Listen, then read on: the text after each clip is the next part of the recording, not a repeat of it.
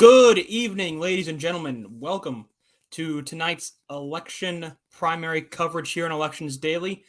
I am Joe Szymanski. I'm here today with Eric Cunningham, our editor-in-chief, and welcome back to this week's panel, Kraz Greinitz, back on for this week. So, Eric, Kraz, welcome to the show tonight. Polls have officially just closed in the state of Georgia. It is 7 p.m. Eastern time. That means polls have closed in Georgia tonight. So we are expecting to watch some key races there, including the big race for governor between incumbent governor Brian Kemp and former Senator David Perdue, as Perdue looks to hold Kemp to a runoff, while recent polling has shown Kemp avoiding a runoff of over 50% of the vote. We'll also be watching some key House primaries there for Republicans in the 6th district and the 10th district, as well as a key incumbent versus incumbent battle between Carolyn Bordeaux and Lucy Mcbath in the redrawn 7th district. There's also, of course, key races tonight in Alabama, as we have the key Senate primary there to replace retiring stalwart Richard Shelby, as well as potentially interesting race for governor on the Republican side. So it looks like recent polling has shown that incumbent Governor Kay Ivey may be forced into a runoff, either Tim James or Libby Blanchard. There's also a couple of key races tonight in Arkansas, as well as tonight, some key Texas runoffs, the big one being the Texas 28th Democratic runoff between incumbent Congressman Henry Cuellar and Jessica Cisneros. So, folks, welcome to the show tonight. Eric, as we start to wait for these first results in from Georgia, kind of what are your thoughts here on the night? Kind of what are you looking for going into tonight? So really what I'm interested in first and foremost is that gubernatorial primary. That's the big one. This is kind of a weird situation where Trump endorsed David Perdue very early. He begged him to enter the race, promised a lot of support and gave a lot of support behind the scenes in terms of money. But Perdue's single issue election campaign has failed to take any scratch on Kemp, really, aside from the most diehard of Trump supporters, the vast majority of which would vote for Kemp in the runoff, in the general anyway. Kemp has had really strong approvals with the Georgia Republican Party for a long time. He's really well liked for basically what they regard as competent conservative governance, restrictions on abortion, or restrictions on, the new election law they just passed that was variously called Jim Crow 2.0. By Stacey Abrams, and yet has some of the largest voting turnout increases in state history. Tax cuts, fairly lenient on COVID. Like basically, he did a lot of things that conservatives really like. And unlike Mike DeWine, unlike some of these other Midwestern governors that kind of face really middling base approvals, Kemp has always kind of been a base warrior. So trying to target him from that perspective, from this elections angle, really wasn't a viable strategy to begin with. I mean, we'll see. Polls show Kemp anywhere from 50 to 60%. I wouldn't be surprised if it's in the middle. I wouldn't be surprised if it's over. I would be surprised if this goes to a runoff, and there's basically no shot if it does that that Kemp loses. I'm also interested just to see in terms of the nutcase vote how Candace Taylor does. She's run a truly insane campaign, and that seems to be undercutting it almost. Yeah, undercutting it. Yeah. So I'll be interested to see how that wing of the party handles it. I think she's polling around 5%, which isn't a lot, but does get into Perdue's margins because he would normally be winning those, lunatic voters. So yeah, Kraz, going to you, kind of what are you looking in for tonight? What are you kind of looking for? What are the big things that you're looking for tonight? What are you watching tonight as we get to see these results come in? Yeah, I mean, this is a great night for primaries. I mean, obviously, we got the Georgia gubernatorial election. I think it's going to be interesting to see the first example where Trump's endorsement really falls flat. I think he's lost a couple races so far, but this is going to be the first one where his candidate just totally implodes. I am interested to see the U.S. Senate results for the Georgia Republican primary. The conventional wisdom is the party's rallied around Herschel Walker. I think that's generally true. But he's had some issues on the campaign trail. He hasn't been, he's had some gaffes. He's had some personal issues. So I'm interested to see how much support he really bleeds. The past few polls have seen him winning without going to a runoff, but not by a huge margin, usually around 55%. He needs 50 to avoid a runoff. I'm also looking closely at Alabama. I think that the contrast in candidates there has been really interesting. So, for example, in the governor's race, if you look at Kay Ivey, the incumbent, if you look at her ads, she talks about, the success getting through COVID, the vaccines, Alabama being good for business, strong conservative government, all that stuff, right? Classic bread and butter. And then you look at some of her opponents are emphasizing election fraud or faith or, stuff like that more heavily, abortion more heavily. So that'll be an interesting contrast to see too. It's the same deal in the Senate race. So I think this is going to be a really interesting kind of barometer about where the base is at and what kind of candidates they're looking for. Yeah, so that'll be very interesting to see as well. Of course, tonight as well, I don't know if either of you two mentioned them, but of course, there are some key runoffs in Texas tonight. There are some really interesting runoff races there. Democrats have some key races in the 28th district, of course. That's really the key one right there. With that race, of course, that's Henry Cuellar versus Jessica Cisneros, this time forced to a runoff because of a third candidate in the race. Cuellar finished at 49%, Cisneros around 47.5% when we did this all the way back in March, which seems like a long time ago, but we're already here for Texas. And as well, they do have a interesting primary as well in the 30th district to replace Eddie Bernice Johnson. Jasmine Crockett, who was the perceived favorite, was in a slightly surprising result, was held to a runoff back in March. She goes now into a runoff for the second candidate tonight. As well as for Republicans, the 28th district themselves as well also went to a runoff. Cassie Garcia, though, is the considered favorite over the 2020 nominee there. Garcia has most of the endorsements from most of the previous candidates back in March, as well as Senator Ted Cruz. So it'll be very interesting to see there kind of what happens in Texas. There are some key races. It doesn't feel like there are as many as last year's. I feel like I remember when we were covering the Texas runoffs back in 2020. Feels like there's a little bit less crucial runoffs this time around. Of course, there are always the interesting runoffs when you take a look and you see that there are a weird runoff for Republicans in the Austin Sink seat, or there's a runoff for Democrats in one of the very solid red seats. But otherwise, we are right now just waiting for first results to come in from Georgia tonight. We do not know how fast these results will be tonight. It'll be very interesting to see kind of how that goes tonight. Be sweet of these results. Obviously, we had some differing results in that last week where we had some very fast results from North Carolina, and we did not from Pennsylvania, as Eric has continued to remind me throughout the week. So as we're kind of getting ready here, we are still waiting, I believe, on first results from Georgia on the night. So we are still waiting for some first results statewide there. It's expected that it is going to be absentee/mail-in ballots. However little or many there will be there, of course, from the key Republican primary tonight. Of course, the Democratic side statewide, there's really nothing interesting there. Really, the only interesting Democratic primary, and I'm going to want to bring Kraz in to talk about this, is between Carolyn Bourdeaux and Lucy Mcbath. This has been almost an underrated because of how highly mediatized the Republican primary for governor especially has been. We forget that we do have, because of the gerrymandered maps, we do have an incumbent versus incumbent race in Georgia's new 7th district between Carolyn Bourdeaux and Lucy Mcbath. So, Kraz, I mean, you're the Democrat on the panel tonight. Kind of what's your thoughts on those rates? And do you have someone that you would rather win in that seat of those two candidates? Well, I think this is an interesting race because, the district is mostly Bourdeaux's district. So Bourdeaux represented almost entirely this part. I mean, I think it's actually almost entirely her district, or turf that was in her district when she won in 2020. However, Mcbath, I think, is a little bit more in line with the base. She's a little bit more progressive. She has a higher profile after she flipped that seat in 2018. She's, run a more progressive campaign. Bourdeaux was kind of a anonymous blue dog who barely lost in 2018, kind of got carried to the finish line in 2020 by Biden doing way better than anybody expected in Georgia.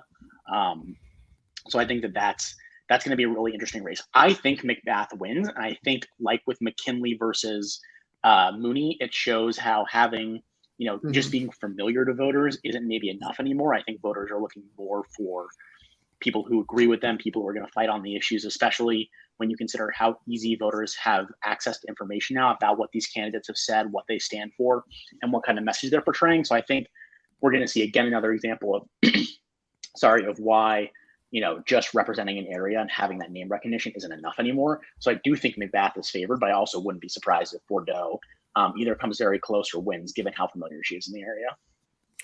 Yeah, now, Eric, to move on to you, of course, there are some key Republican House primaries in Georgia, the most interesting one being the 10th district, where President Trump has controversially endorsed former Democratic state House representative of Georgia, Vernon Jones. Jones was originally kind of running on this a very similarly right-wing campaign for governor. Trump asked Jones to drop out so that way he could continue to help boost up Purdue a little bit. The effects of that have obviously been relatively limited tonight. as you see the polling from the recent couple of months. But Jones carpetbags over to this 10th district, which is being put away by Jody Heiss, who is attempting to run for Secretary of State against Brad Raffensperger. That's another key race to watch tonight as well. But, this endorsement of Jones, the small amount of polling we do have from the 10th district didn't really seem to show to be working out. Don't really have enough information to say recently whether or not that's worked out or not here. But, Eric, this is another test of the Trump endorsement, and another one where in Georgia it might not go so well considering Jones passed. Kind of what do you think about this race? If Jones, it's likely this goes to a runoff considering this is a safe Republican seat and there are many Republican candidates. Pretty likely this ends up in a runoff. But kind of what do you think the feeling is that if Jones doesn't make the runoff, kind of what do you think that feeling is then kind of about Trump maybe making candidates move around if he wants them to get out of certain races? I think it's pretty simple. Vernon Jones is really well known in the Atlanta area. He's really not liked by Democrats in the area. And for a long time, he was a Democrat who wasn't really liked by Republicans in the area. Going and moving to this Athens-based district that has literally like two counties, has portions of two counties in the Atlanta metro. You got Newton County and you got Henry County. It's got little slivers of those. Like if I actually look at the amount of, I'm going to try and grab exactly how much population it has in those two because it's not very much at all. If you just take those two slivers, it's 160,000 people in those two little slivers. That's not enough. If you're running out towards Athens, towards Augusta, or not Augusta, I believe it's Augusta. Like it's just not really that viable. If he had been running, if Republicans had actually split up Gwinnett County, maybe dug more into the suburbs, they could have done something. But really, I think Vernon Jones he's some of the really, really Trumpy base know and they like. But again, it's just there's plenty of other actual Republicans kind of running who don't have the record Vernon Jones has, and who have more record on rural issues. You have more local connections. I'm not sure there was a scenario where Jones actually wins a primary in any district in the state, to be honest, as a Republican. I was thinking this race. I was thinking this race. Sorry, I was think this race could illustrate a little bit of a difference between being actually well liked by the base, and I think Georgia is going to be a good example of this. Being actually well liked by the base and being just like fiery and explosive, right? Because I think that when you look at someone, like Vernon Jones or, David Perdue, like they are playing to the loudest part of the base, right? They are the most well-known among some of the more hardcore parts of the base. But at the same time, that doesn't equate to actually being well-liked enough by the base to get their votes, right? Brian Kemp, who's been an effective, steady conservative governor, is going to apparently, it looks like, completely romp David Perdue, despite David Perdue's, pretty shameless attempt to just run to the most explosive issue for the base, right? And so I think that this does kind of illustrate that there is a difference, right? You still have to have good political instincts to understand like what makes you well liked and what is just going to be controversial. Those are two different things. Yeah, I think it's actually more fair to say not necessarily he's well liked by the base, but he is well known in Trump world. That he's very well known in that area. It's just something. It's just something when you look at it, like party switchers tend to do pretty poorly to begin with, especially party switchers with a decades long record. I don't even think like Tulsi Gabbard, she could maybe win a primary in Hawaii. Would she be able to do anything in a red state? Probably not. Like these people, they're adjacent. They're adjacent to Trump world, but I don't know. It seems pretty iffy to me that this would be something that would have worked out in the long run. Yeah, certainly would be the case. It feels like, of course, though in Alabama in the Senate race there, of course, we had an endorsement from Trump. And then we suddenly no longer had an endorsement from Trump. Of course, Mo Brooks had the endorsement, and then he wasn't doing so well in polling, and then he lost the endorsement, and then the Club for Growth spent about $1.5 million on him, and now he might kind of sort of be in the race. It seems like through all polling, it does seem like that Katie Britt, the former chief of staff for Richard Shelby, seems to be at least likely to make one of the two runoff spots for sure. The second one does seem to be kind of a swing between Mike Durant and Mo Brooks right now. I think this is a fair question going to both you guys. If it's Brooks versus Britt, what does Trump do? Does he decide to go back to Brooks? Or do you think, there's been some talk that he has actually grown to like Katie Britt a little more? Does he go to Britt at all? What do you think? I think it would be really embarrassing for Trump if he went back to Brooks. It'd be really, really embarrassing if he were to do that.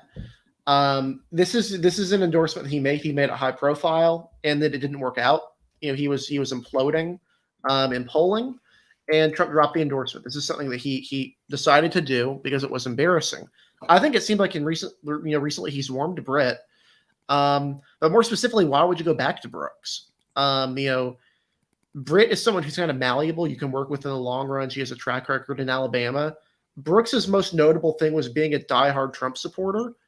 And that's basically it. He has no track record. He's only really well known in the Huntsville area. He's failed in a Senate run before. It will really surprise me if Trump went back. I know that Mike Durant has said that he would endorse Will Brooks if he does not make the runoff, but I don't even know if that makes a huge deal because Brooks is just genuinely not a compelling statewide figure. He's barely a compelling figure in the Huntsville area. I would just basically be really surprised if he went back to someone that he had previously spurned if Trump did that. Yeah, so Kras, kind of your thoughts there as well, maybe there as well, that was kind of a big shakeup to this race when it happened. I believe that was back in February or late February, I believe, or early March when that happened. So, kind of this race seems kind of in the air right now. If it is Britt versus Brooks, what does Trump kind of decide to do? I mean, I think it's going to be tempting for him to go to Brooks, right? Brooks has really tried to stroke his ego, buy into the election fraud stuff. I mean, so I think he'd be tempted to go back to Brooks. I mean, I don't know. I mean, I think that, Britt, I think it's almost smarter for him to endorse Britt in the long run, right? Like Britt thinks that she owes him. She's portraying herself as a really standard, solid religious conservative. A lot of her ads talk about faith, family, being good for business. I mean, she's really portraying herself as a bread and butter conservative. And so I think that, if you're Trump, wouldn't you rather get somebody like that on your side and have them think, I owe this guy, as opposed to endorsing Brooks, who's somewhat of a, loose cannon, right? He's only really high profile in the Huntsville area. Maybe there's a feeling that, we're running really good conservatives and Trump's not endorsing them. Let's just wait the guy out. The guy's in his, I don't know how old Trump is now. He's in his late 70s. Let's just wait him out. He's going to be out of politics sometime sooner or later. So, whatever. But I don't know. So I think it's smarter for him to endorse Britt. But I think he'd be tempted to go back to Brooks. Okay, yeah. So we are still waiting for some of the first results to come in here from Georgia. I realize that there are some results right now, but looking at them, they are likely test results. So we would recommend disregarding those. If they are results, then that is a kind of concerning number from the rurals there. But I think you look at I think Alabama as well in the governor's race. We've kind of had the surprising thing where Kay Ivey seemingly has potential right now to be forced into a runoff here. That'll be really interesting. I think, at least that'll be very interesting. There's a numerous amount of things as well there. For those races. Potentially the big one though is that Ivey's age is one that I think is kind of underrated when talking about about the factors. I know that she is certainly playing up the grandmother figure, but also I believe she's in her 80s at this point. She's had a health scare, I believe, in the past. It's still potential. She was still polling around high 40s of potential with a small polling error, even in her favor. She would get over that 50% runoff list. But I'm going to go to Eric here. Be really interesting to kind of see, kind of what's going on with those races there. Yeah, this has kind of been a baffling race to follow because, for basically years, if you look at any public opinion poll, Kay Ivey has been one of the most popular governors in the country, if not the most popular governor. She certainly ranks in the top 10, top 5, very, very low disapproval ratings. I'm not exactly sure where this is coming from because Trump, as far as I know, hasn't endorsed a primary challenger. Neither of the two primary challengers are very compelling. One of them is Linda Blanchard, who's a former ambassador, part of the cult of Trump ambassadors trying to position themselves for elected office despite having no credentials other than having given enough money to the Trump campaign to become an ambassador. So none of these would be compelling. It could be age. I genuinely don't know. It could also just be that this is a really bad year for, in general, like right track, wrong track ratings. Wrong track is running off the charts right now in terms of people just being frustrated. That could be a part of it as well. Maybe some incumbents are underperforming a little bit. She could be part of it.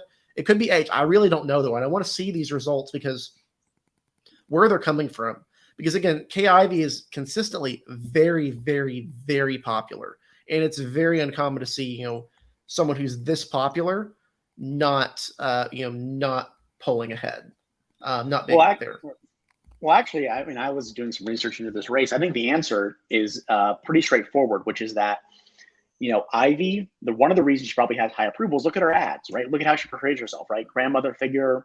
Her ads talk about vaccines and low taxes and, the success she's had, fighting COVID and getting the economy going, right? Like, these are all bread and butter things. And I think that she's very conservative on a few key issues, guns, abortion, et cetera. But I think that when you look at her ads, look at how she portrays herself, it's not unnatural to think there'd be a lane for a much more conservative challenger, especially in a state like Alabama. And so I think that's where basically this is coming from. Linda Blanchard plays up her faith, her son's struggle with addiction, her, adopted family. Tim James plays up kind of the more culture war stuff. So I don't think it's shocking that there are challengers here. And I just think that, I think she's still going to win, but I'm not super surprised in her challengers. Yeah, to go off the run now, we do have some first results in Georgia right now. We have actually huge dump, a whole slew of results in here right now. Brian Kemp right now currently holds a 67 to 21 percentage point lead over David Perdue currently. Some of these do look like test results just because of how they come in. I think if you're looking on our website, you'll see where they come in. You can probably argue these are likely test results based on the way, but I think in terms of the real results, it looks like the only two candidates that seem real are Richmond and Appling, and Kemp has 77% in Richmond and 73% I would look at Mitchell and Wilkes. I would look at Mitchell and Wilkes as well, Eric.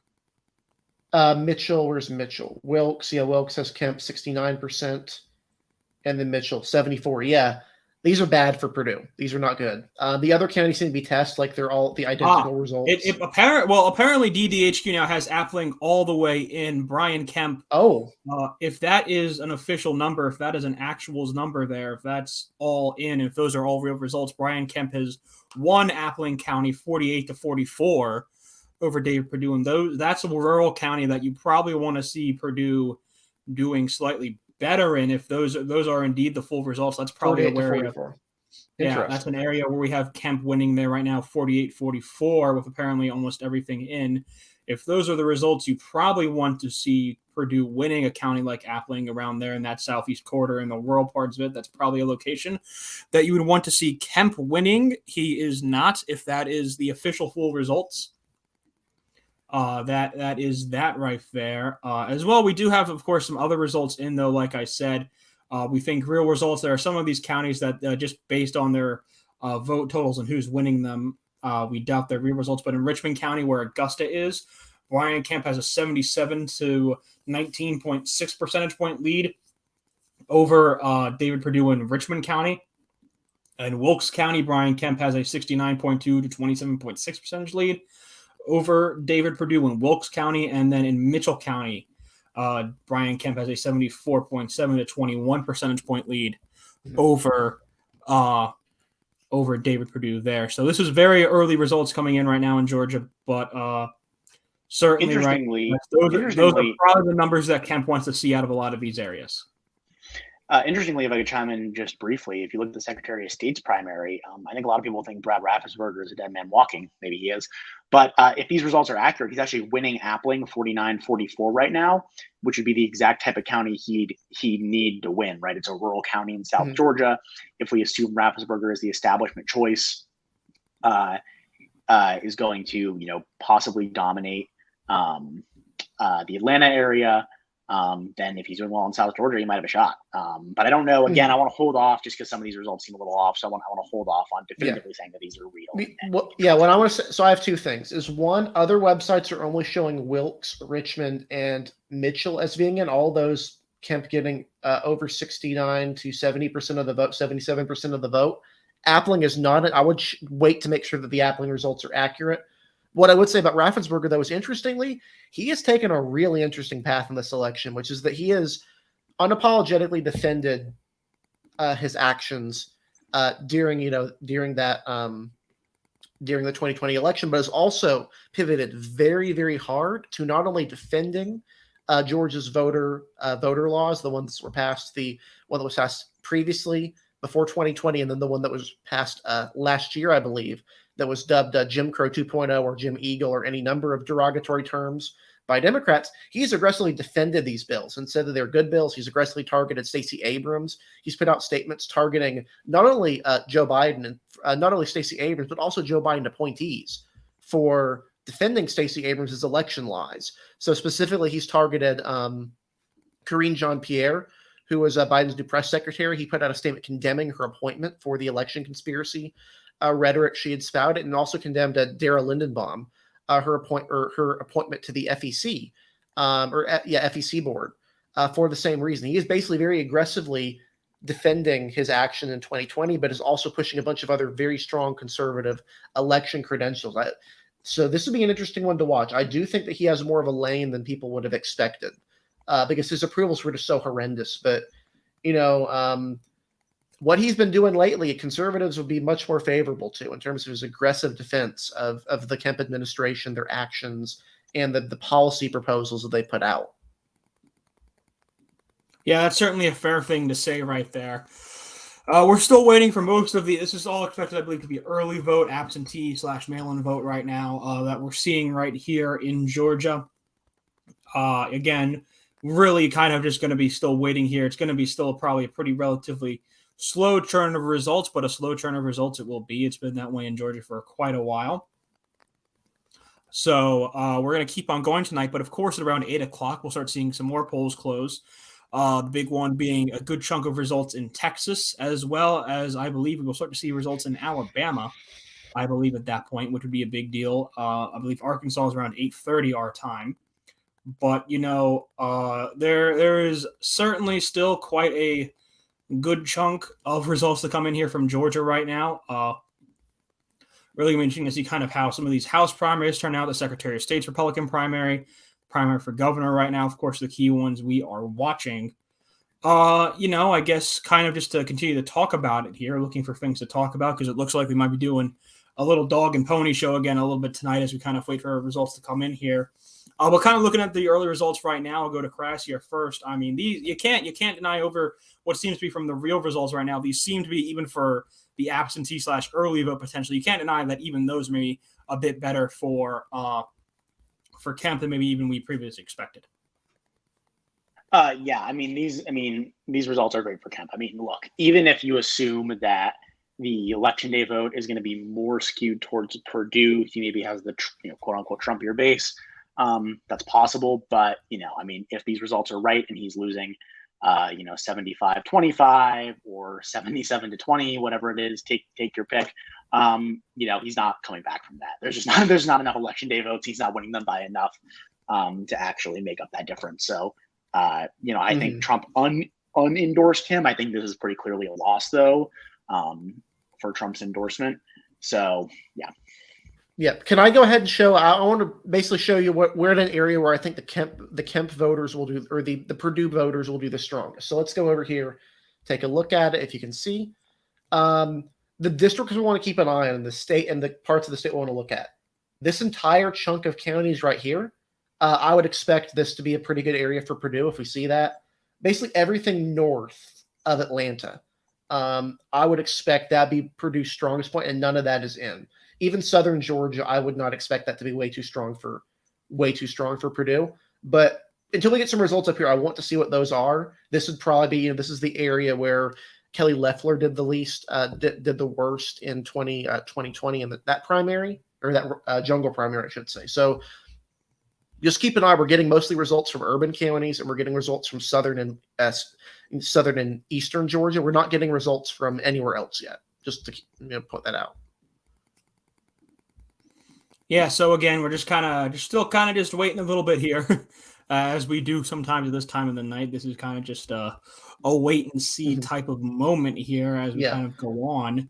But again, good results looking out there. Certainly, the Raffensperger results certainly seem to be worse than Kemp's, but also still in the range where he would certainly make the runoff. It does kind of feel like here, if you're kind of looking at these early numbers, if you're looking at it from my purview, it does kind of look like that.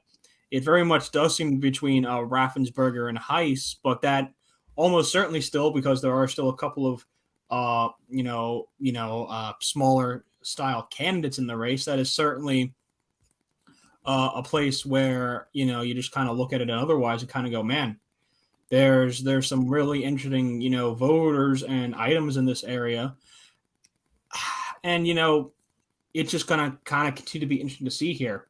I think I lost my train of thought almost. I'm sorry about that, folks. But obviously we're still waiting for key results here in Georgia tonight. We are, of course, still waiting for key results in Alabama when those polls close. We will be keeping a slight eye on Arkansas, but we don't expect anything interesting to happen there. There's been some noise around that John Boozman might be forced into a runoff. We don't know. We haven't seen, there's been no polling about that, so we don't know. There's been some noise online about that potential, but kind of looking at, again, some of the key races here as we continue to try and see more counties continue. Hopefully they come in here from our friends at Decision Desk HQ. Of course, they have been very, very good to us. We are, of course, watching their embeds and using that for our key race calls tonight.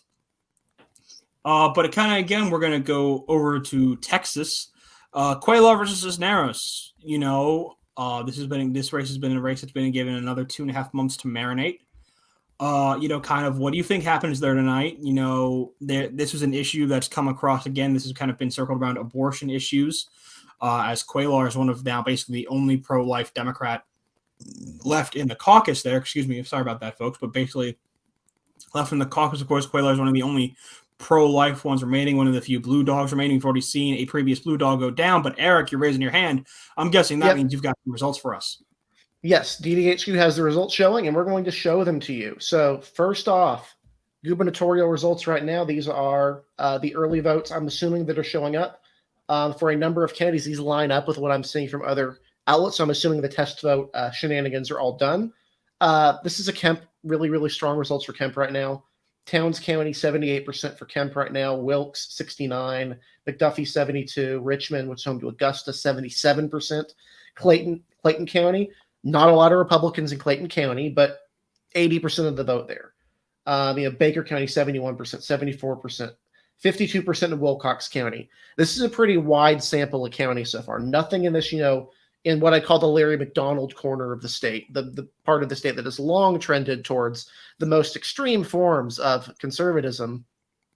But if you are Brian Kemp, you probably are really liking these results right now. I'm going to go ahead and close while I bring up another result here, which is going to be the primary for the Secretary of State Republican primary, which, again, these are probably early votes that are showing up. It's a very tight race right now. And I don't know if you're Raffensperger, if this would be something you'd want to see. You probably want to be ahead more early. But again, you notice this right here. Some of these are test results. But, in these counties, particularly Richmond County, some of these other ones, he's holding in. He's not being totally obliterated right now. So, if you're looking for positives and you're the Raffensperger campaign, not being totally obliterated is a good start. Obviously, though, you want to pay more attention to the election votes. The Trump people really blame Raffensperger a lot more than they blame Kemp for 2020, the fraudulent election nonsense that has been spouted. Raffensperger's taken the brunt of that, despite Trump's repeated attempts to blame Brian Kemp for everything for some reason. Finally, let me see if there's any primary results on the House side for Democrats. I'm not sure there is. Yeah, there's nothing in so far from the 7th district yet. So that's what I'm seeing from Georgia so far, these early results. Yeah, nothing from that. Excuse me, nothing from that key 6th district primary either. Of course, that's the newly gerrymandered Republican safe seat, basically, for at least this cycle for sure. I'm going to take a look though. Kraz, I know you've got something to say. Yeah, I was just going to say that I think it's interesting that really I think when people started to believe that Trump's endorsement was the end-all be-all in Republican primaries was 4 years ago, almost to the day, Kemp's runoff when he goes up against Casey Cagle, more moderate lieutenant governor, Kemp gets notoriety for, an ad where he's holding a shotgun or something. And, Trump endorses him and he crushes it. And he beats Cagle by 40, 50 points. And everyone thought this is the Trump effect, whatever. But it's interesting that now, Trump trying to endorse against him is going to be probably one of his biggest failures this cycle. And so it's clear to me that it's not, I think we've talked about this before, but it's not so much that the Trump endorsement is an on-off switch. Like you get it, you win, you don't get it, you lose. I think it's more that the Trump endorsement will get you somewhere. It will get you attention, but you need to be, running your own campaign. And I think the fact that, Trump has flip-flopped on Brian Kemp, and it's done apparently nothing to Brian Kemp's image among Georgia Republicans. He's still apparently very popular. I think, that's telling. And it's worth noting, we've talked before that the Trump effect is pretty consistent at getting people to 33%. That's a pretty common thing that's getting to. If Purdue ends up with 33%, I wouldn't be entirely shocked if that's a possible outcome here. It is worth noting, of course, that Trump's last endorsement, Janice McGeachin for Idaho's governor, was an utter disaster. I would be shocked if the margin is higher than that. That was about, I think, a 20-point victory for the incumbent for Butch Otter.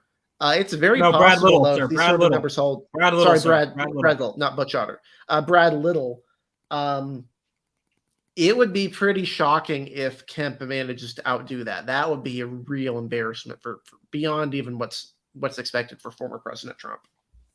Yeah, I mean, but I think you know what it is. I think when I was a kid, I asked my dad how valuable a Barry Bonds autograph would be because Barry Bonds was the best player in baseball when I was a kid, and he said, not that valuable because he signed so many balls. And I think it's kind of like, Trump, I think in 2018, I think when he endorsed people, it was like, whoa, like he's getting involved. The sitting president is doing this. This is unbelievable. And now it's like the guy endorses in every primary night, he's putting out statements on Truth Social that are like, he's endorsing 7 different Republican congressmen. And so I think it's diluted it to none of whom are facing primary challenge. None of whom are facing actual primary challengers. And so I think in these divided fields, it's still like, I mean, look at Pennsylvania. I don't think Oz gets, potentially to the win he's going to get without the Trump endorsement. But at the same time, like, I think the fact he endorses so much has diluted it to an extent. Mm-hmm. I mean, that's the brand, right? Sorry. That's a good point, I think, made by Kraz there for sure. You just kind of, you see that. And again, it's been like the return, I believe, I forget what it is, but basically diminishing returns. Basically, this is an economic term, the diminishing returns theory.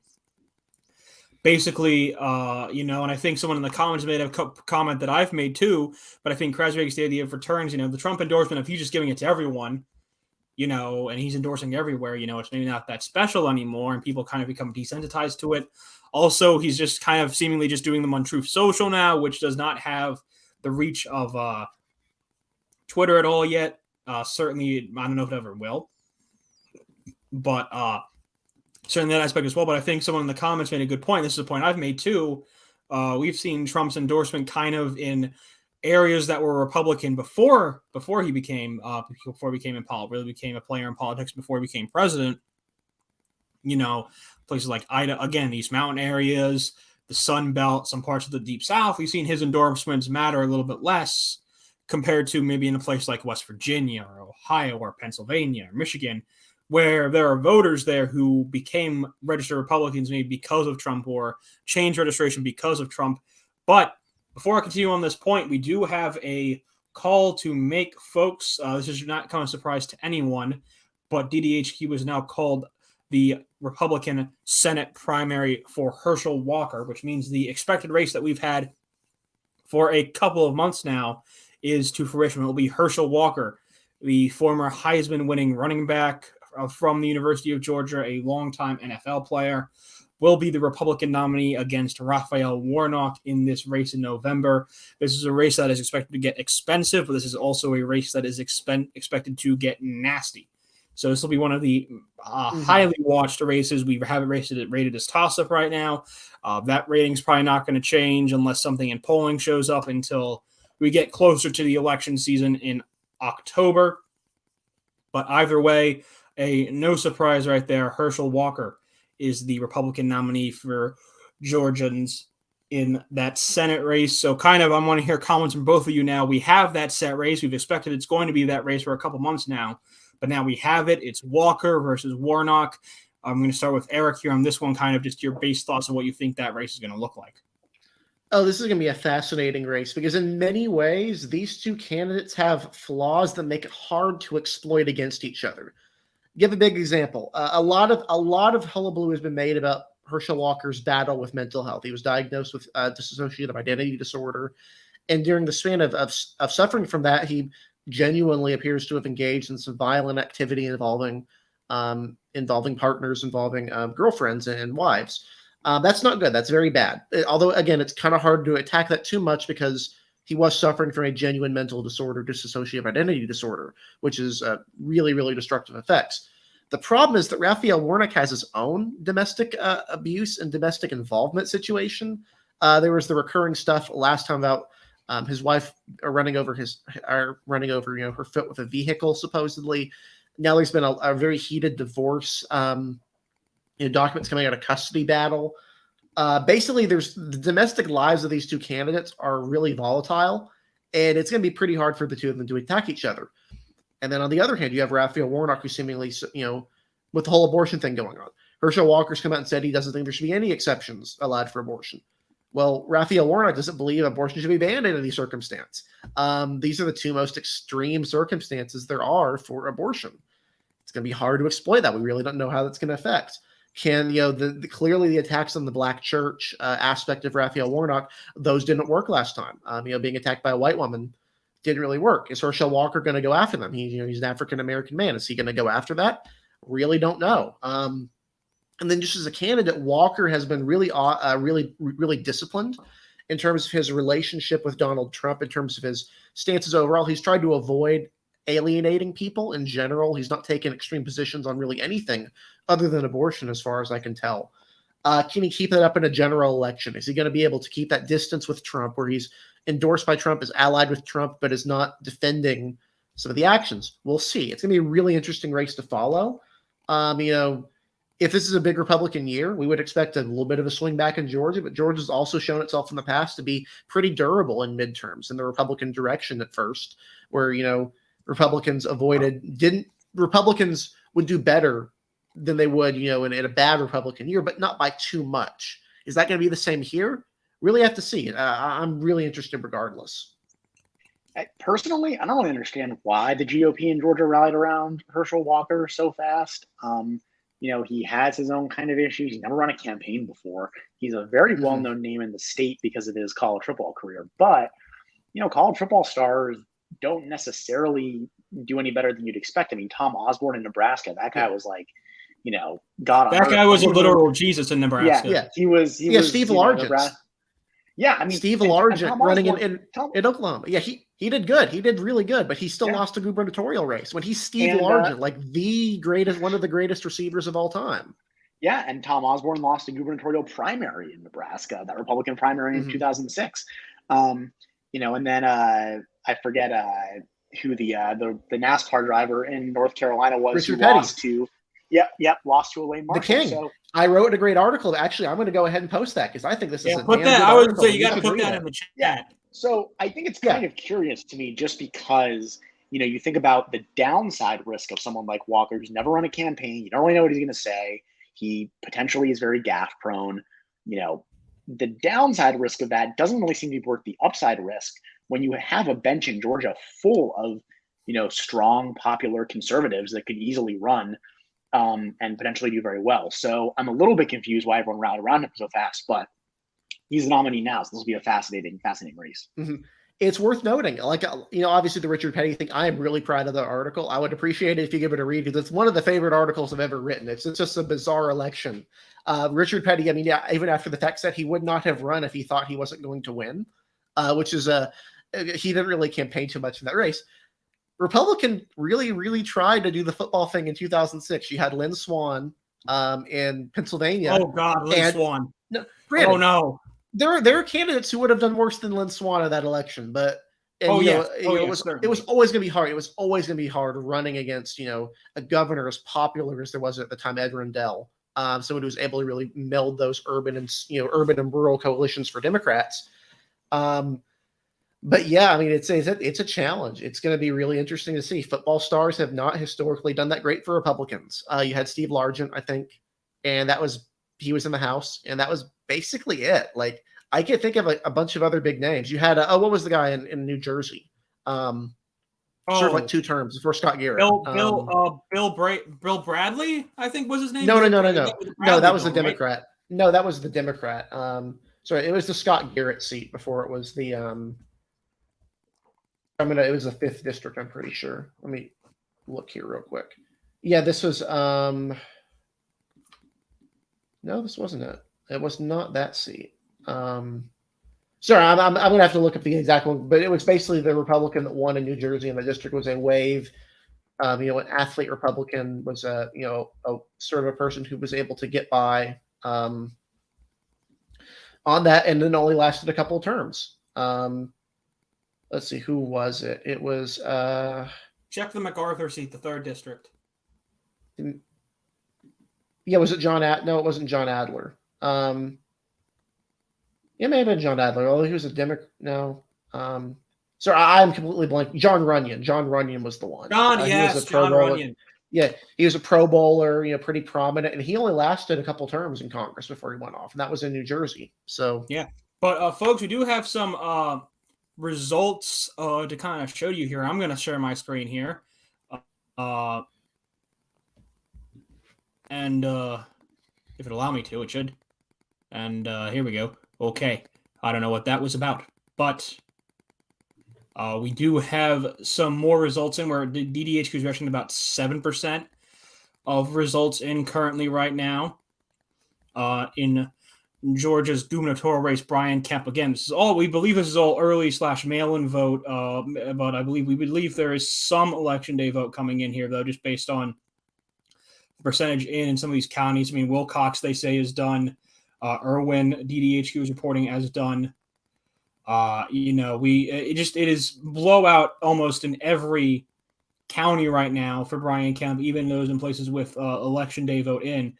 It is just, for the most part, a blowout. I mean, you see Pierce all the way in. That's obviously a little bit closer. That's Brantley, excuse me, not Pierce, but that's a bit closer there. But that's because Candace Taylor's apparently. Yeah, that's because apparently Candace Taylor's taking 20% of the vote in Brantley County. Well, then maybe you shouldn't believe that. No, it's on Washington Post as well. I'm pretty sure that's the actual result. Oh dear. Okay. I don't know why she's doing better in southern Georgia for what it's worth.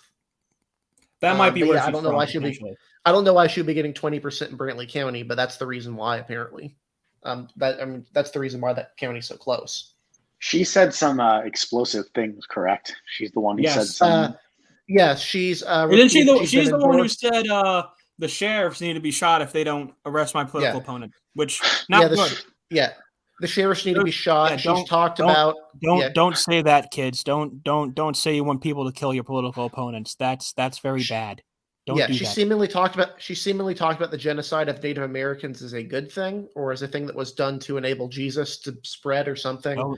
She's been endorsed by Lauren Witzke. Lauren Witzke and Mike Lindell. She put an entire big campaign about tearing down the Georgia Guidestones, which is some really big conspiracy nonsense thing. Lauren Witzke existed. I was very upset that she brought that memory back into my fold. That Lauren Witzke was a candidate that existed. I was very upset about that.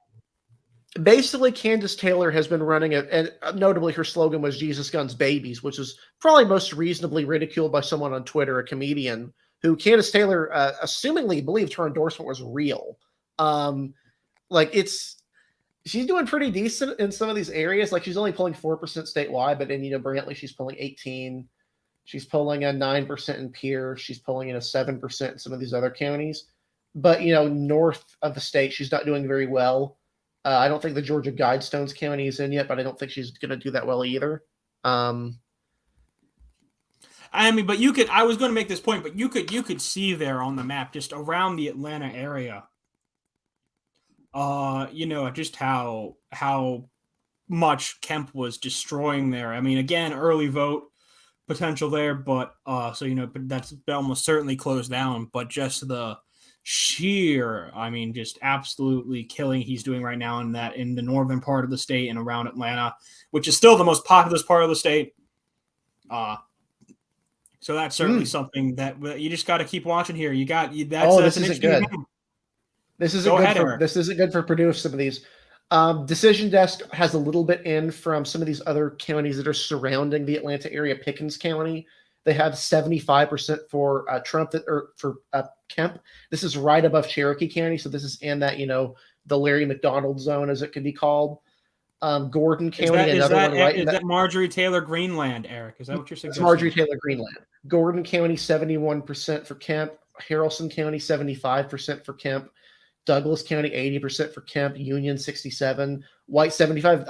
These could all be early votes. We'll see the election day. But I'm going to continue calling it the Larry McDonald zone because no one's going to get that reference. But it's utterly hilarious. If Purdue cannot even win, Eric, I'm going to have to stop you. We have a big call now in Georgia. This is something that maybe we weren't ready for this early, but it is something we have right now, and that is that Decision Desk HQ is now predicting that Brian Kemp will outright win the primary for governor against David Perdue as of 7:50 p.m. They are outright projecting that Brian Kemp will win the governor for primary. This is only 50 minutes after polls closing, a shocking result even compared to what we expected right now. But Kemp's numbers in what seems to be early and some election day vote in some of these rural counties, very, very massive right now. Brian Kemp, in what will be a massive move here right now, he will seemingly romp to his renomination for governor. And that is a big deal here. We've been talking about this. Polling has shown Kemp doing about 3 to 4 points better against Stacey Abrams than David Perdue was doing. We will be considering potentially moving the Georgia governor's race from toss-up to leans Republican because of Kemp's victory. We will not confirm that until we do our governor's ratings update later in the week. We will talk about that as a group, but we will say that we are considering now, because of Kemp's seemingly resounding primary victory, that we will be considering moving the governor's race in Georgia, and because of polling results showing Kemp doing around 3 to 4 points better than Perdue against Stacey Abrams. Consistently leading in every poll. I don't think there's been a poll showing Stacey Abrams ahead. All of them have shown Kemp ahead by varying margins. But I wanted to mention something real quick, which is that there is an early person. There is a breakdown. And Krause may find this interesting. So we have talked a lot about the difference between mail-in vote Republicans and election day vote Republicans. So far, early in person, 89% of those are in. 73% for Kemp, 24% for Perdue. Early vote by mail, 73% for Kemp, 23% for Perdue. The 7% of those vote by mail are in. Election day apparently has 4% in. 67% for Kemp, 26% for Perdue, 7% for Candace Taylor. The brunt of those votes are about as many of those Kemp votes are peeling off for Candace Taylor right now as they are for David Perdue. This is outright embarrassing. This is not this is bad. This is really embarrassing. Yeah, you're muted. Sorry. Yeah, I was going to say again, I mean, this just shows the limits, I think, a little bit of the Trump endorsement and kind of the, I don't want to say the sophomoric interpretation of what the GOP base wants, that it seems like David Perdue thought they wanted, but kind of the sophomoric interpretation of what the GOP base wants. I think, look, Kemp is obviously really popular with Georgia Republicans. He totally crushed it in 2018. He's been a solid conservative governor who was at the forefront of, opening up from COVID. He signed abortion restrictions in the law that go into effect if the court overturns Roe v. Wade. There's really no reason for Republicans to ditch him, apart from, he didn't overturn the election result. But I think that kind of idea has had a little bit less currency in primaries than I think a lot of people thought it would. I mean, Doug Mastriano did win. Sorry, Joe. But I think that overall, when you look at the results for Secretary of State in, Nebraska and Idaho, and, even in Georgia, Raffensperger is holding up okay. I think that idea, that, the number one thing we need to elect Republicans to do is to make sure the right guy wins hasn't had the same kind of currency that I think many observers expected it to. I think there are a lot of reasons for that, but I think that this is really showing the limits of the Trump endorsement of that kind of rhetoric. I have another theory. Rust Belt voters are just generally prone to nominate more ridiculous and insane candidates in general on the Republican side. Hey, thanks, buddy. I'm just saying, say what you will about Southern Republican voters when they don't generally nominate lunatics for statewide office. That's just generally a thing. They tend to go with a safe choice in a lot of these primaries. Tom Tillis is a senator. Richard Burr is a senator. Tim Scott is a senator. Lindsey Graham's a senator. The Tennessee race was between Manny Sethi and Bill Hagerty, neither of which were running as radically conservative candidates. Marsha Blackburn is about the craziest out there sort of person to get the Deep South. I mean, you can maybe look at like Cindy Hyde Smith, and she's underperformed. Like comparatively speaking, she's been pretty normal as a Republican senator. Like the South is just not prone to nominating just ridiculously out there candidates, whereas we've seen time and time again in the Northeast and in the Rust Belt. Republican voters there have been really open to electing some really, really strange people. Now, granted, there's Marjorie Taylor Greene. There's that. There's Lauren Boebert kind of in Colorado. But strictly speaking, Southern Republicans tend to be a little bit more malleable in these primaries. I don't know if there's more suburban or in flavor, more urban in flavor, more ideologically conservative instead of coming from the Democratic Party, and then coming into this other party and just swinging the entire other way. I really don't know, but like our friend in comment Matthew Tower is saying, the South is really establishment friendly. Kemp is like the establishment guy. I've been to meetings of Georgia Republicans. They love Brian Kemp. They adore Brian Kemp in the Atlanta GOP. He is a very strong governor, seen as one of them, someone who's doing the right thing. And if all Purdue has is the election stuff, that's not enough to take up for literally liking everything else Brian Kemp has done in his entire term as governor. Well, I think also there are probably a few reasons. I mean, I think the GOP, more suburban flavor, in the South, a lot more of the votes come from the suburbs still. I think that generally speaking, the GOP has been dominant for longer in the South. They have more of an established kind of brand. Republicans can come in. They can be like Kay Ivey, Katie Britt, Brian Kemp. They can run on being, strong Christian conservatives that are, pro-life, pro-Second Amendment, for business, whatever. That tends to play well. Where I think in a lot of, more the Northeast and Rust Belt, a lot of those voters are new to the GOP, right? They're not, they don't have this long string of politicians they like and policies they like. It's more they came in for Trump. And so then I think maybe there's an attitude of like, well, what do we run on? What do we like? Well, everyone's here for Trump. Let's run, let's run on being the most Trump friendly. So I think, maybe there's some aspect there, for sure. Yeah, I mean, I think you just have to look at this result here for Brian Kemp. I mean, this is just a stunning result. I mean, again, this result will probably continue to shrink as we get more election day vote in. But DDHQ is estimating about 20% of the vote in right now, and he's pulling out 75% of the vote right now. Look at these numbers in Fulton County. Yeah. I mean, look at what is. I mean, yeah, my goodness. Look at Cherokee. Look at Fulton. 78%, 81%, 79%, or 80% in Clayton, 79% in Fayette, 79% in Henry, 79% in Rockdale, 80% in Douglas. He is clobbering Purdue in the Atlanta area, which is still where a bunch of Republicans live. Maybe even the majority of Republicans in the state still live in this area, the broader Atlanta media market. I mean, at this point, I don't know if Purdue's going to win a single county. We'll obviously have to see. He's doing, Kemp's margins are a lot smaller in the Southeast, but you would expect places like, like Brantley County, a candidate that give 90% of the vote to former President Trump. You would expect that to be competitive. You would expect, some of these other areas. But even in these areas, it seems like Candace Taylor is pulling David Perdue down. Like, this is embarrassing for David Perdue. This is just straight up an unceremonious end to his political career, to put it lightly. I just don't get it, right? This guy is 72 years old. He's extraordinarily wealthy. He already had a career as senator, dude. Just like why hasn't he just retired to his obviously incredibly large home, probably in the Atlanta suburbs, and just lived the life? I mean, what is he doing? Running this stressful and divisive, campaign. It just doesn't make any sense to me, especially given the campaign he had in 2020. I know he feels like he probably, was cheated, maybe not because of fraud, but cheated in the sense that, Georgia has these runoffs and it's not really fair. He won in the first round. He won whatever. like a 100,000 vote margin or whatever between him and Ossoff, and then he loses the runoff because Trump is a delusional nutcase after the election. Yeah. I've seen some amateur armchair psychology that it could have just been him looking at, Ossoff loses his House race, takes him out as senator, and just being unable to get over that. I've seen that sort of armchair psychology. I don't get it. Yeah.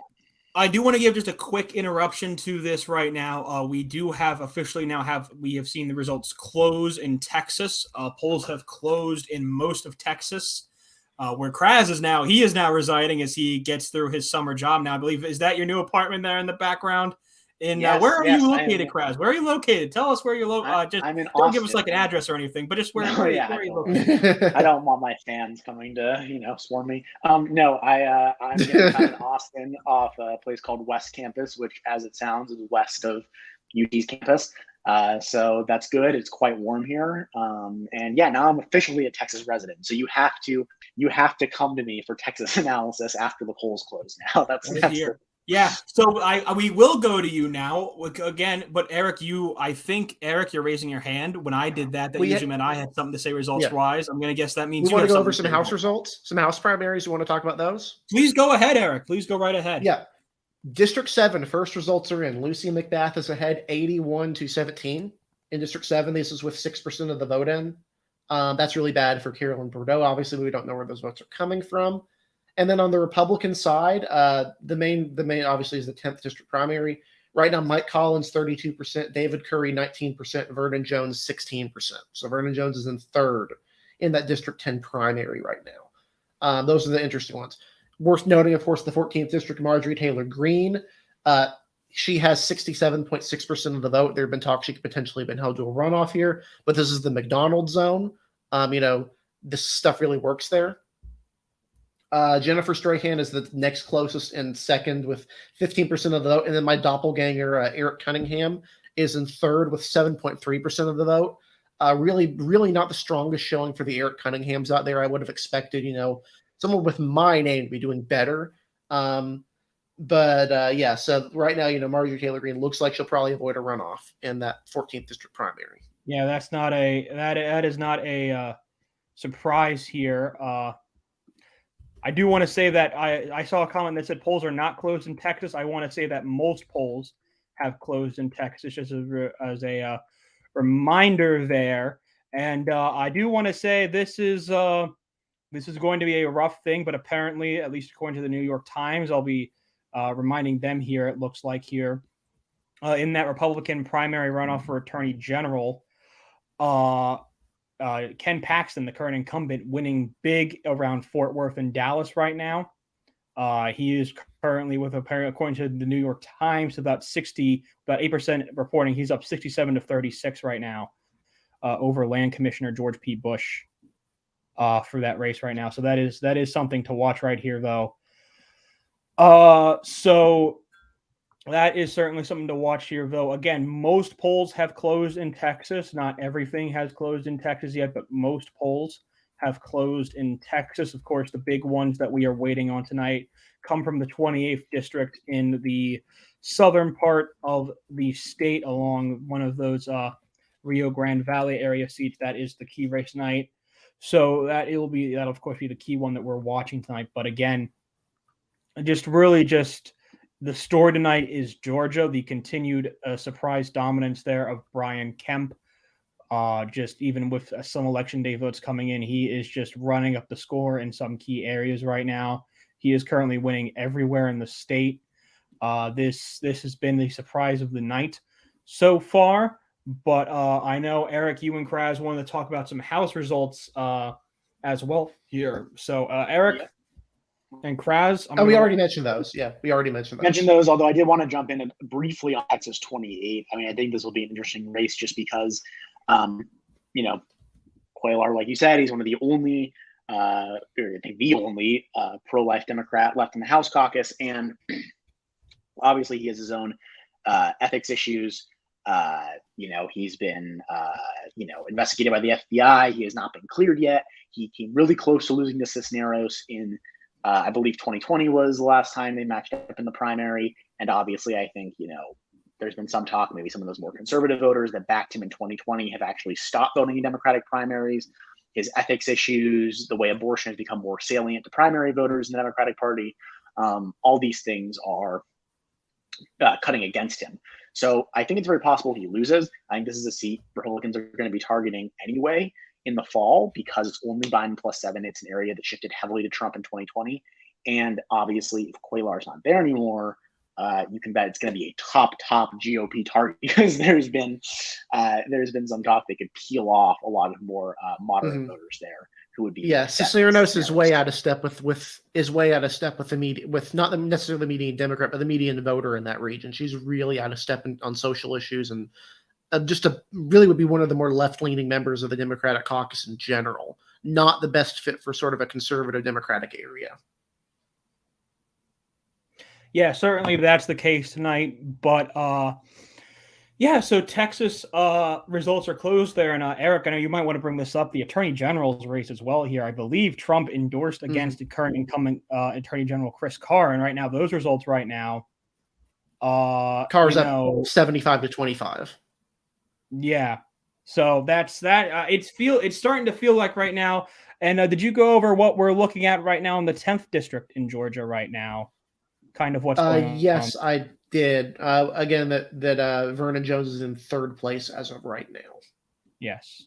So again, polls have closed in Texas, and that means that we are watching those results right now. Polls from Alabama and Arkansas will be closing soon. So otherwise, right now, though, it is just results right now coming from some results in Texas and still coming in results in Georgia. We are still watching that key Secretary of State primary right now. Of course, as we continue to go on through the night here, we are still watching that key Secretary of State's primary. And again, this kind of just continues to go off it right now here. That Secretary of State's race is again appearing to be significantly closer than maybe we expected here. I'm going to want to go to Eric kind of just to riff about it here first because I have to use the restroom, so I'm going to use the restroom. But I'm going to want to go to Eric here just to kind of continue to talk about that race a little bit. Yeah. Like I mentioned, it's been 2 years since 2020. Raffensperger in the period of time has basically done everything he can to reestablish himself with conservative base voters. Right now, he's just above the runoff threshold. If he gets below 50%, this goes to a runoff. He's done basically everything you would expect someone to do. In particular, he's been very vocal against the election lies, frankly, that have been spouted by Stacey Abrams and the vast majority of Georgia and National Democrats. The idea that Brian Kemp somehow stole the 2018 election from Stacey Abrams, which is just delusional on the face of it on so many levels. And it's pure red meat for Republicans to go after Stacey Abrams at this point. She is loathed by the Republican, by pretty much every Republican, if not for her, for her stances, for political stances, for basically, being the proto-Trump, for being what basically, instead of being loathed as a rightfully so as a democracy destroyer, instead of being hailed as a voting rights hero, after trying to pretend like a 60,000 vote margin in an election was somehow stolen from her. He has been very vocal against this. He's specifically targeted the Biden administration for appointing officials who have sided with her. I think for a Republican voter, what's more important for you? That the 2020 election was certified, or that the current Secretary of State really doesn't like Stacey Abrams? Like, I'm willing to bet the majority of Georgia voters are more interested in keeping the Stacey Abrams people out and wanting someone who's really, really on the side of that. And on top of that, Raffensperger, he's doing pretty well in Atlanta. If even you can't get the rural areas in the South to vote for you with a Trump endorsed candidate and Jody Hice, I'm really not sure what Jody Hice was doing wrong here, what he was even running on besides the 2020 stuff. Is that salient for voters? Is it, I think we saw back in like 2006, there were polls that showed, maybe only 60% of Democrats thought the election would be secure, safe and secure for 90% of Republicans. Did that stop Democrats from winning that election by 8 percentage points, by historic margins at all national Senate level? It didn't. I don't know. Maybe we're overrating the factor of this election fraud nonsense and how people actually care about this. But I would think this would be what will really irritate Trump more than the Kemp winning, would be Raffensperger holding on, because I don't think anyone saw that coming. I'd be lying if I said I was. I thought it could be close. Hold on, one would think that that would really kill him. I think, because I think he made repeated threats to Raffensperger during that whole cycle. So I mean, if Raffensperger survives, that's a very killer blow, one would think, to Trump's ego. I mean, it's genuinely embarrassing. I don't know what you could say about the Trump endorsed candidate slate right now, other than that they are being completely and utterly embarrassed at virtually every level. Even if this goes to a runoff and it's Raffensperger at 48% and Heiss at like 35, 36%, that's not good. That's not good at all. You would expect to be, with all the talk about Raffensperger, you would expect him to be defeated by these Trump people. I mean, it's really, really hard to go after this, I think. I don't know. I don't know. We'll see.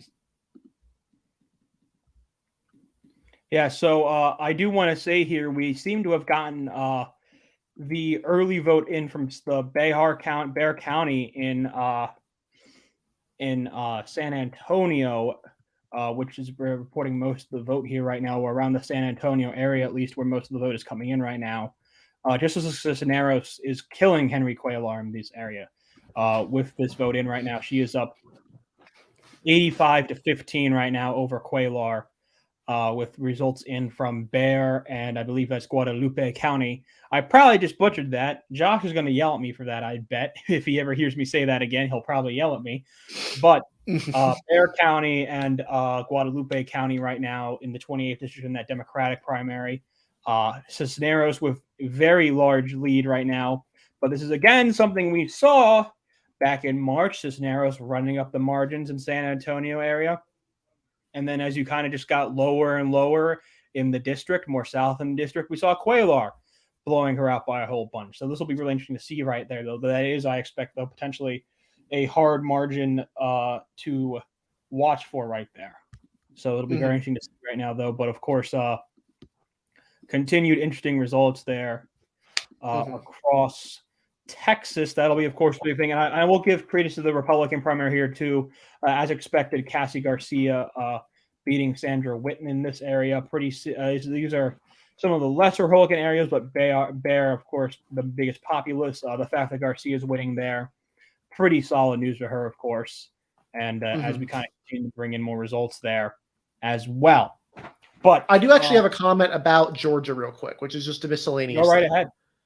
As of right now, Brian Kemp has 74% of the vote. As of right now, Herschel Walker has 71% of the vote. Who going into this would have predicted that there could be a scenario where Brian Kemp finishes with a higher percentage of the vote than Herschel Walker, who is effectively running unopposed? Be kind of based, I'm not going to lie. That would be a slightly based outcome. I do think one thing now that might be keeping Raffensperger alive is the fact that he's crushing it in the Atlanta area. So he's actually getting beat pretty bad in Heiss's old district, the 10th, around Athens, and he's not doing too great in South Georgia, but he's just crushing it in the Atlanta metro. So if he's going to survive tonight and then presumably go to a runoff, it's going to be off the back of the Atlanta metro establishment Republicans. I mean, we're going to be really looking for, I guess, what do they call post on Truth Social? I'm genuinely not sure. I don't know. That's a good question. I don't know if I care. Yeah, we're going to be looking at some very angry Trump posts on Truth Social tomorrow, to put it bluntly, if this outcome kind of holds. And I mean, given there's not a huge difference between these election day results and these early mail-in votes, it's entirely possible Raffensperger clears this thing without having to go to a runoff. Oh, apparently it's called I'm not willing to say that yet. Truth. I'm not willing to say that yet, just based on the fact that technically only 20% of the state is in. But no, I'm saying it's in the realm of possibility that this does not go to a runoff. And I think it's fair to say that the fact that this is even in the realm of possibility, I think, is a bit crazy. I don't think any of us thought that was in the realm of possibility. I think. Yeah. Oh, also, I do want to. I do want to say a thank you to all the people on Twitter who are consoling me for my loss to Marjorie Taylor Greene. I appreciate your comments in these trying times. Yeah, that we do want to say that is not Eric. We should say that is yes, not our. I live in North Carolina. I do not live in Georgia. And not that part of Georgia, certainly. Yeah, so, not that part of Georgia. Yeah, so we're still, of course, watching some key House results in Georgia right now in the open 10th district. Mike Collins leads with about 32.3% of the vote. That was expected, he in first place, but the second place is very close right now between Vernon Jones and David Curry. Jones currently leads Curry in for that second place spot by about 130 votes right now between the two. That would be, Jones is the one endorsed by Trump to convince to get out of the race. Again, we expect this race because of the size of the primary to head to a runoff. But if Jones does not make the runoff, that would be another blow to him in that regard. That is for sure as well. And then in the new 6th district, Trump had endorsed Jake Evans here, but Rich McCormick, who was the nominee in a good chunk of this area when it was still the original, I believe the original 7th district against Carolyn Bourdeaux in 2020, because he cannot outrun partisanship because of the pretty, again, as Kraz mentioned earlier in the night, a surprisingly very strong showing, of course, in Georgia for President Biden, specifically around the Atlanta suburbs. Right now, McCormick leads there 39-23 over Evans, but it does look like this will go to a runoff between McCormick and Evans, which means that would not be out of the cards, that Evans would still be the nominee for this race as well. But again, in the 10th district, it is looking a bit more like Vernon Jones's potential stability is a little bit more on the line compared to Jake Evans in that race. Those two both Trump endorsed as well. So we're still kind of, again, waiting on some key results across Georgia right now. Of course, we're still watching that 7th district primary as well between Lucy Mcbath, not Stacey Abrams, between Lucy Mcbath and Carolyn Bourdeaux. We have Mcbath right there in a very early, strong lead right now over Bourdeaux. It's about an 80-19 lead right now in that new 7th district. Because most of those votes come from Fulton, where Mcbath represented a little bit more of Bourdeaux is a bit more of a Gwinnett County supporter, so that was interesting to see right there, right now. But if I could chime in on the Texas AG race, the Texas AG race here, we have some more results, and Paxton is just crushing George Bush, the whatever number now. George Bush. I don't. Yeah, George Bush, the whatever. I mean, it's not even close. I mean, Paxton's putting up huge numbers across the state. He's getting 75% in the Houston suburbs. He's getting, 60% in the Dallas suburbs. This is early vote too, right? So I don't see George P. Bush being able to really make up this ground. I mean, this is pretty insane, and it's kind of fascinating that a Bush, a fairly prominent member of the Bush family, is getting this crushed in Texas in a GOP primary in Texas. He is winning Travis County, so there is that. He is winning Travis right now. Folks, do you have some news? According to some early we are starting to have some early results come in now from Alabama. This is from a seat in the northwest Lauderdale County, which is in the very northwest tip of the state. In the Senate race, Katie Britt is winning here. Again, very, very early results, only about 417 votes in, which is only about 3% of the county that DDHQ is estimating. But Katie Britt here leads 39.8 over both Durant and Mo Brooks. Durant is at 28.8, while Brooks is at 28.3%. Then the governor's race, Kay Ivey, and then in the governor's race, Kay Ivey is taking 62% of the vote here, while Blanchard and James are actually tied. There's potential that these are just early votes in potentially. Not early votes, potentially test results, but we will wait and see, of course, to see if those hold in this seat as well. Be very interesting to see kind of as those continue on right now. But we are getting some first results in now from Alabama about 19 minutes after polls closed in a good chunk of the state there. Mm-hmm. You're getting polls closed in I would Alabama. mention, Eric, you've got our hand raised. Go right ahead. Well, I was just gonna talk about the Senate primary real quick. Mm-hmm. If Brooks is not even, Brooks is part of the state, northern Alabama, close to Huntsville. If he's not winning this county, he's not be making the runoff. I'm pretty sure this would be pretty. I mean, I don't want to say it that explicitly, but if Mo Brooks is wanting to make the runoff here, he's going to be needing to do really well around Huntsville. And he's in third right now in this county that's pretty close to Huntsville. This sort of thing holds. That's not great for his statewide odds because this is his base. This is where he should be getting a lot of votes from. Close enough when you know him as a congressman. I would not like this result so far if I'm Mo Brooks. Yeah, that's especially like you said, considering this from his part of the state, that's certainly a bit of a concern there for him when you kind of look at some of the numbers that are coming in right now. That's certainly a concern right there for Brooks. If you look at kind of where those numbers are coming from. But I think, again, this is going to be very interesting to see here if those kind of push on. We could see potentially a very, very tight race between Brooks and Durant for that second place race. But again, this is kind of in the talk we've been seeing here. We expect Katie Boyd Britt to take the first place result. The real question is who gets second against her in the runoff? Is it Mike Durant or is it Mo Brooks? That could change things depending on who supports who here. Again, as well here, we see here in that Trump endorsement, of course, in deep South Alabama, it does still hold a good chunk of weight. But we are still, of course, now we have results coming from basically every key race that we're looking for here. We at least have some form of results in right now. We're slowly starting to gain results, hopefully, in Alabama. We're starting to see some early results there, as well as we're seeing results in Texas and within Georgia. So continuing to kind of go on here, kind of just passing it off here. I know we've kind of mentioned it, but of course, the end of the Bush dynasty seems to be very clear tonight with George P. seemingly getting ready to be blown out by Ken Paxton in that attorney general's runoff right now. So kind of, Eric, you already kind of talked about it. Kraz, I kind of want to hear your thoughts on this now.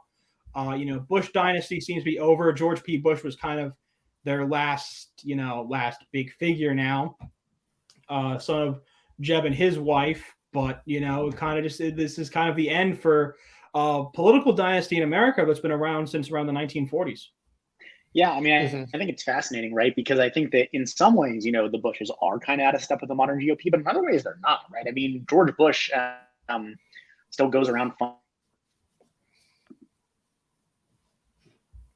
Apparently, we're having some internet issues there from Kraz. We're very sorry about that, folks. But again, Eric, I know you kind of already commented on that, so I'm not gonna force you to do so again here. But Alabama, you mentioned that. I want you to kind of deep delve into that here about why, if this is the true results here, why that could be a problem for Mo Brooks for the rest of the state if he is doing this poorly in this little small county, in this county here in the northwestern part of the state. Well, again, the best way to think about this is Alabama has actually shown itself to be fairly regional in terms of these sorts of elections. Mo Brooks, I think he only won. I don't know if he won a county in his previous run, but he did the best in his Huntsville home, his home base in Huntsville. Katie Boyd Britt is probably going to do pretty well around Birmingham, around Mobile, areas like that. And then, or not Birmingham and Montgomery. Sorry, not Mobile. Yeah, and Mobile, we don't know who's going to do well in Mobile. But if you're Mo Brooks, you won't be turning out the vote in your congressional district, the area that you're running closest to. And so let's pull up a quick map of Alabama's Alabama's. I think it's the 5th congressional district. It is the 5th congressional map. Go right ahead. Yeah, this is a county in that district. It's been in the district the entire decade. It's pretty closely tied to the Huntsville area. The county that we're talking about here. These are connected to Huntsville. He's not doing that well here. He could do better in Huntsville. He could do better in some of those more closer urban suburban counties. But you would expect him to be actually winning a county like this if he's going to be making the runoff statewide. I would think at least we could see different, but I just off of this, I would not be very inclined to think that Brooks is going to be having a great night.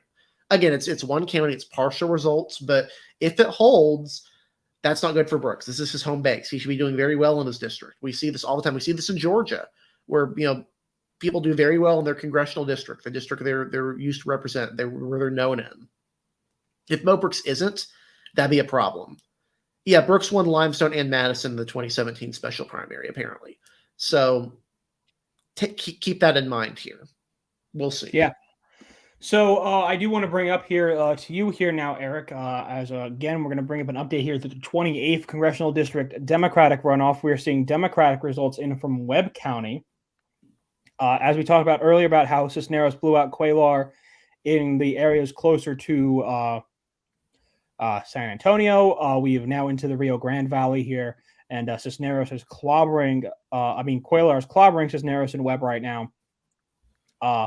71-29. That's brought the race down to a 52-48 margin for Cisneros here as we continue to wait here. Hopefully, Krause will be rejoining us soon here as he deals with internet problems. Hopefully, he will be back soon here. But that is the key race right there in Georgia.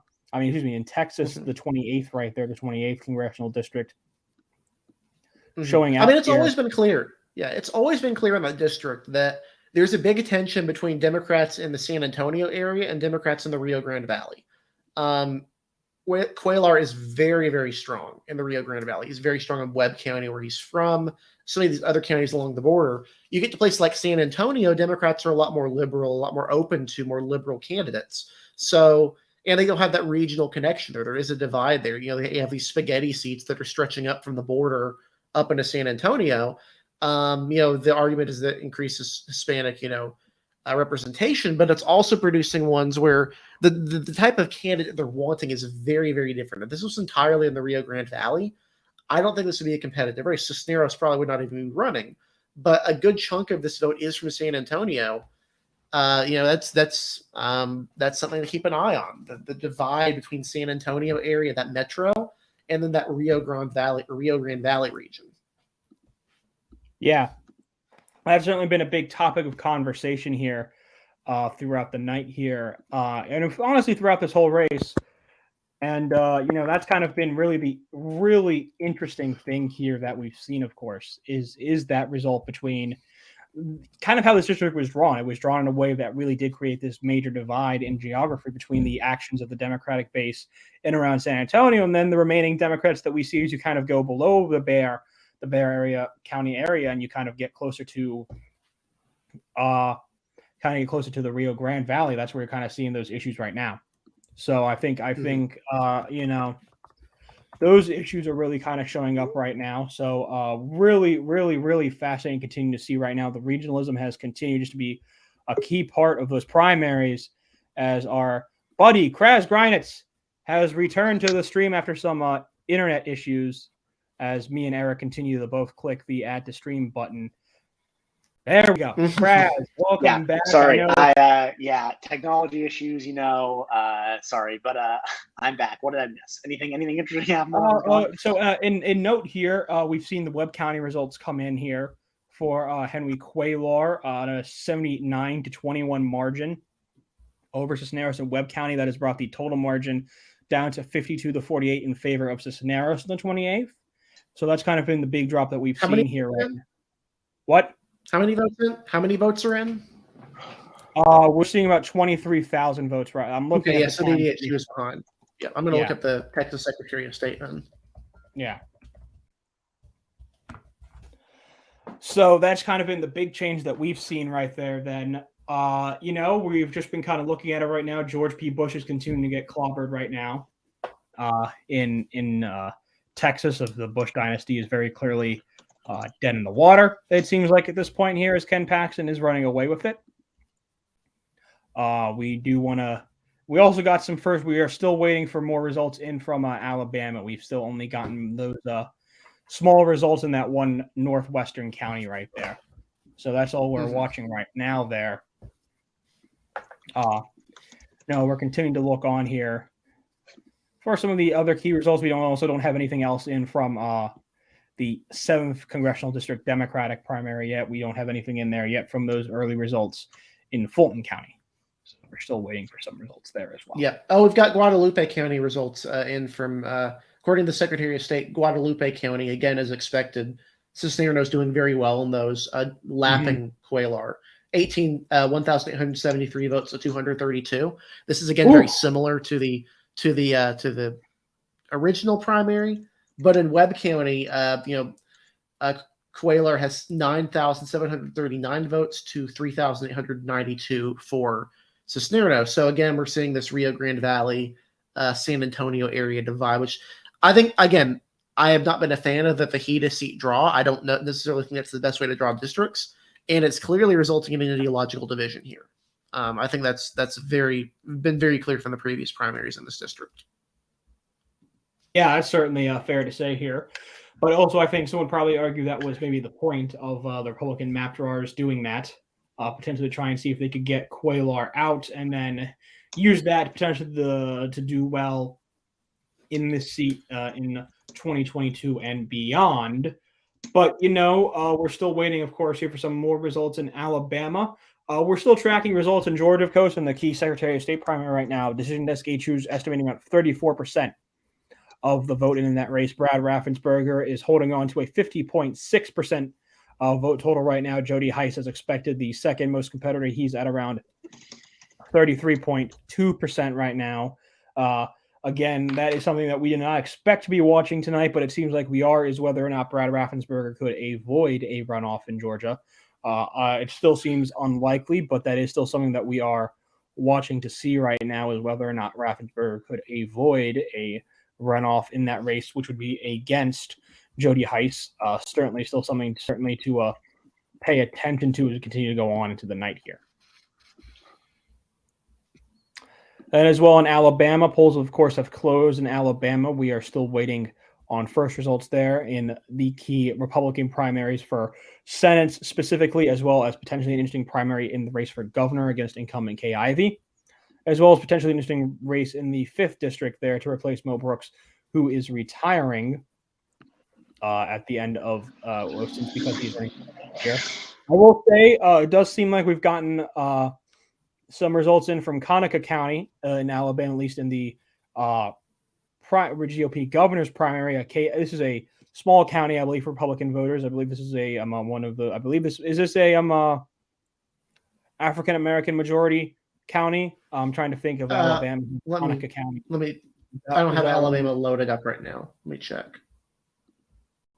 But right now, Kay Ivey, very small total of votes, and again, only 5% sit in, which is about 41 votes. But Kay Ivey dominating among those votes right now, 83% of the votes there. Again, very, very small totals here. We're having come out slowly here in these races between these two candidates.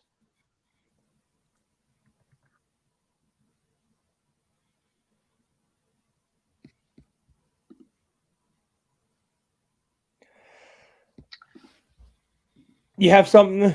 Again, we're still very much. This is kind of the slow walk right now here, folks. This is kind of the slow walk as we kind of. And I believe polls in Arkansas are closed now as well. Yes, polls in Arkansas have closed. We are keeping our eye on that Senate primary potentially. There's been again some rumors that John Boozman could be forced into a runoff against Jake Paquette. But we will see if that comes off right now, if he will avoid a runoff there or not. That is something we're paying attention to, but we doubt happens. As well, we're still looking elsewhere, of course, here as we continue to go along the night. Again, we are still waiting on first results in from Alabama. An update from the 7th district, 9% of the vote is now estimated in from the DHQ. Lucy Mcbath continues to lead, 80.5% of the vote to Bordeaux's 17.1%. But again, that is all from Fulton County. Gwinnett County is really within Bordeaux's base there. So we'll be waiting to see results from Gwinnett to really see how Bordeaux is going. But that is certainly a very good result out of Fulton County there from Mcbath, though. That is certainly kind of the result that she's wanting to see there out of Fulton, even if this is mostly some early vote there, as one would say.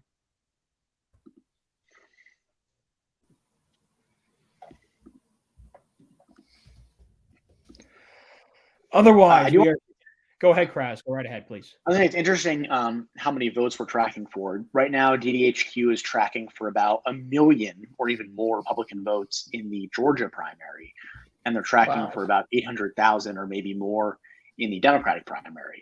That would be more Republican than in 2018, but it would be a substantial increase in turnout on both sides in the primary. And we've seen that pattern play out a lot. We saw it in Pennsylvania. We've seen it in Nebraska. So it's interesting that we're seeing, again, potentially a really massive swell of enthusiasm from Republicans, especially this year. Mm-hmm. And it's really interesting given, this whole talk about voter suppression, Jim Crow 2.0. I think Stacey Abrams said something this morning roughly to the effect of, well, votes don't actually have to decrease for it to be voter suppression, which I get what she's saying, but like when you're presenting such dire rhetoric and it's not panning out, there are going to be questions, to be sure. It's certainly not lining up with the catastrophic expectations that, votes are suppressed and whatnot. But granted, this also isn't November. We don't have the long, necessarily as long lines, all that sort of stuff. We'll see. Yeah, we're certainly going to see how that kind of storyline continues to play in this right here, right now. Again, polls have closed in Arkansas. We are going to be paying, again, like I said, we're going to be paying a little bit of attention to the race in that Senate race, see if John Boozman is surprisingly forced to a runoff here. Jake Paquette would be the likely candidate there. Ooh. We have some results. Okay, I'm gonna guess those are test results. Disregard. Yep, disregarding those seem like test results. Ignore me, folks. Very sorry. Got excited there for a second. Thought we had some more results from Alabama Senate race, but those seem to be test results. So please ignore in that regard right now. No. It's been continuing to kind of go in here on the night here. We are starting to see election day vote come in portions, especially in the southern part of Georgia here. We're starting to see election day vote come in. Starting to see election day vote come in some parts of the northwestern part of the county as well. The northeastern part has started to show results in as well here. In the Secretary of State's race, Brad Raffensperger continuing to barely hold on here. We're estimating about 23% of the vote in right now. In Georgia, Raffensperger holding around 50.2% right now, which is about 140,000 votes, 140.6 thousand, I should say. Heiss is around 33.5%. Again, if it goes to a runoff, it will almost certainly be, unless something magically changes right now, it will be a runoff. It would likely, if it goes to a runoff, it would be between Raffensperger and Heiss. And also, DDHQ just made a call. We do not have a graphic for this race, but Ken Paxton, the current Attorney General for Georgia, has Texas. won his runoff election. Excuse me. So did I say this is where we have too many states? We have too many southern states tonight. I'm sorry. But in Texas, the current Attorney General of Texas, Ken Paxton, even though under siege for some potential ethics violations, has pretty handily won his runoff primary against George P. Bush in Texas. He will be the Republican nominee and pretty relatively favored there in that regard for that race this year as well. So comments on that here, maybe a little bit surprising considering how not close it was, but either ways here, Ken Paxton beating George P. Bush. Officially confirmed results here right now. Eric, I'm going to kind of want to hear from you on this. I remember you talking about this a lot. It was the actual election night there. I kind of want to hear from you a little bit. Kind of what are your thoughts? Oh, which state? Texas, buddy. The good friends in Texas. And, I wasn't talking too much about the Attorney General race there, but yeah, Paxton has his flaws as a candidate very clearly, but I don't think any candidate was able to exploit them well enough. I don't even think, the other candidate was Elizabeth Guzman. Or not Elizabeth, what's her name? The other candidate, I don't think she would have. Eva Guzman. Yeah, Eva Guzman. I don't think she would have won this either. I just think people did a pretty poor job of going after Paxton for genuine issues he had. This isn't going to be a competitive race, we don't think, but obviously a lot of Republicans would have preferred someone other than Paxton be the nominee here. Thankfully for them, this is likely a very Republican year. Yeah, Eva Guzman. Yep. Yeah, that is certainly the case there right now. Of course, we're still watching results coming in from Texas's 28th district, though, as well here right now. That's kind of one of the other key primary results here on the night here. Still about 68% of the vote in there, at least according to I'm watching the New York Times for this one here right now.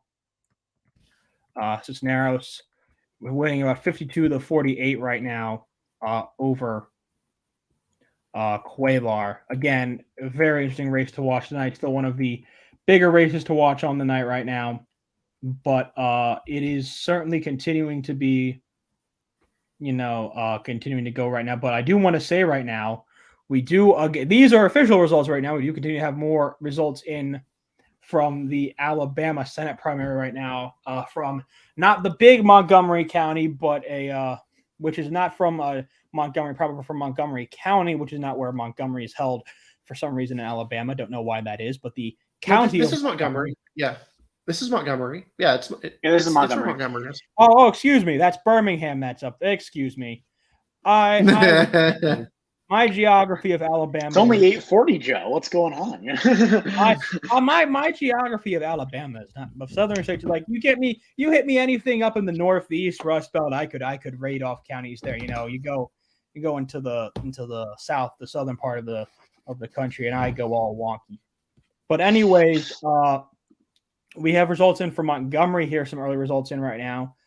In the Senate race, at least, Katie Britt leads those 55% of the vote. That's about 3% of the vote. And I'm going to guess again, these are early / mail votes, which again, we don't expect to be used in wide returns here, of course, for Republicans, specifically in Alabama, where that usage has been pretty well tempered down after 2020. But Britt leads there with that early vote. 55% of the vote right there. Mike Durant came in second right now in those votes with 26%. Brooks having right now showing in third right now of 16.4% of the vote right now.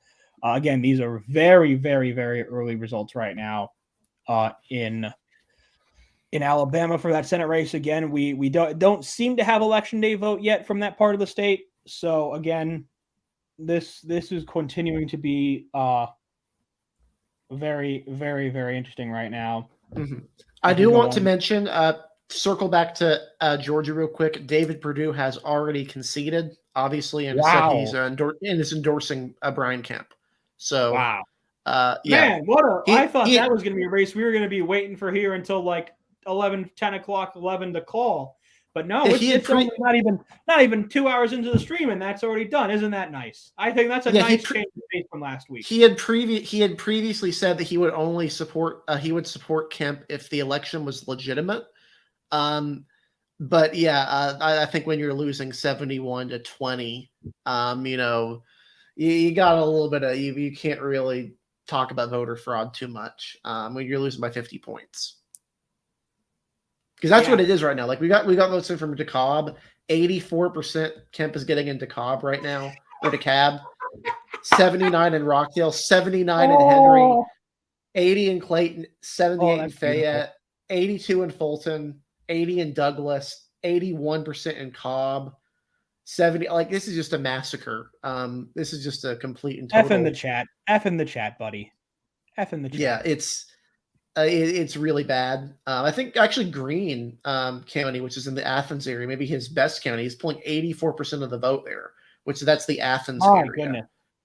Even in like Walker County, Dade County, up in the McDonald corner, the Marjorie Taylor Greene land, he's still winning with decisive majorities in those counties. I mean, that is just kind of, I mean, to see Kemp concede this early. I mean, that just tells you how the election day vote is also doing. I mean, we've talked about this before. We've talked about this since Ohio about the Trump endorsement and how those election day votes have come in significantly harder for Trump candidates. Last week in Pennsylvania, we kind of saw some signs that wouldn't necessarily always translate. Obviously, that was in part because Oz was not respected by a chunk of the Republican base in Pennsylvania, but also just in general, results were closer in Pennsylvania on election day than we thought they would be between Oz and David McCormick. We're seeing that trend here again, where not only is Kemp winning the early vote by large margins, he's winning election day votes by big margins too. And Raffensperger is doing surprisingly well. According to, I believe I saw from NBC, he's winning about 48% of the election day vote right now in Georgia. That's Brad Raffensperger. That would be enough for him to potentially pull this out. Chiming in on Raffensperger especially, so we don't have a lot of counties fully reporting right now for obvious reasons. But if we're looking at counties that are fully reporting, if you look at Candler County, which is a rural southern Georgia county, Raffensperger is getting 49.2%. It's probably what he needs. If you're looking at Pierce County, greater than 95% reporting, you've got Raffensperger at 45%. So these are counties where if he's doing okay there, given how many votes look to be left in lots of parts of the Atlanta metro, I mean, he could actually either come very close to avoiding a runoff or avoid one entirely. And if there's not a split between Kemp votes between mail, early, and election day, then there might not be one really between mail, early, and election day in the Secretary of State's race either. But I also want to say I do think it's interesting. I kind of wonder, given the margin Kemp is winning by, if this race was ever going to be close, right? Like, is there a possibility that maybe Purdue was always doomed from the start? And I think that there tends to be a feeling among, some more progressive leaning people that, the GOP base only cares about election fraud. And so if you run election fraud, you are essentially guaranteed a win or you're guaranteed to get close. And I think that maybe fueled a lot of the speculation around Purdue, but I don't know if Purdue was ever really that close. I mean, he's getting completely walloped right now. Again, yeah, Kemp has 72.5% of the vote right now. This is almost a 50-point margin. No county in the state is David Perdue winning. I mean, just imagine saying this to that even a couple of hours ago, even like an hour, like when we started this. Yeah, the most recent polls, they had him at 59%, 50 to 59% usually. None of them had him at 72%. And these are with polls in the Senate race that showed Herschel Walker winning by about the same margin he's winning right now. Yeah, so I do want to say we do have, again, some of these very early results in from Alabama. Some more results in Madison and Coffee County. Katie Britt is winning both of those counties within this early vote. Again, very small numbers, but by big numbers. Madison, again, this is maybe slightly concerning for Mo Brooks. Again, this is early vote. Probably not that realistic, but he is losing. Is this Huntsville? Is Madison Huntsville proper, or is it the county? That's Huntsville. Okay, that's not good then. That's not good for Mo. That's not good. Madison. Right now, these might be early votes, although I will say my understanding, and someone can correct me if I'm wrong in the chat, or maybe one of you guys, my understanding is that Alabama has a very limited mail-in voting. Yes. They have a little bit of in-person early, but it's almost entirely election day. And the mail-in voting is not just like, I want to vote early, like I want to vote by mail. It's like, you need to have a special situation, and it's hard. So, if anything, that should theoretically mean it should be more. That means it should more align with the election day vote, almost certainly. Right. So that's what I was going to say. Is actually there's a chance this aligns more. And also, I actually don't know if these are mail-in votes or just like the first precincts. I don't know what these votes are, so I can't say. But it's worth keeping in mind that in Alabama, Decision Desk is mostly putting them in as like 1, 2, or like 4% of the counties. So it's hard for me to say that these are more than just mail-in. But if those are kind of just the based mail-in, by the way, here of how again, Alabama, this is not a state that allows a lot of mail-in voting. It's not a state that allows a lot of absentee voting. This was not a state that did any of that because there was no forcefulness because we all knew kind of, I think, how Alabama was going to go in 2020, no matter what. Let me finish my point here, Eric, but as Crass said, if these are more reflective of results here than Mo Brooks losing in Huntsville among those very few mail-ins that are allowed is not a good thing for Mo Brooks. Let's just put that out there very bluntly. Him not being in first place in Huntsville is a bad thing. But Eric, obviously you have something to say, so go right ahead. Yeah.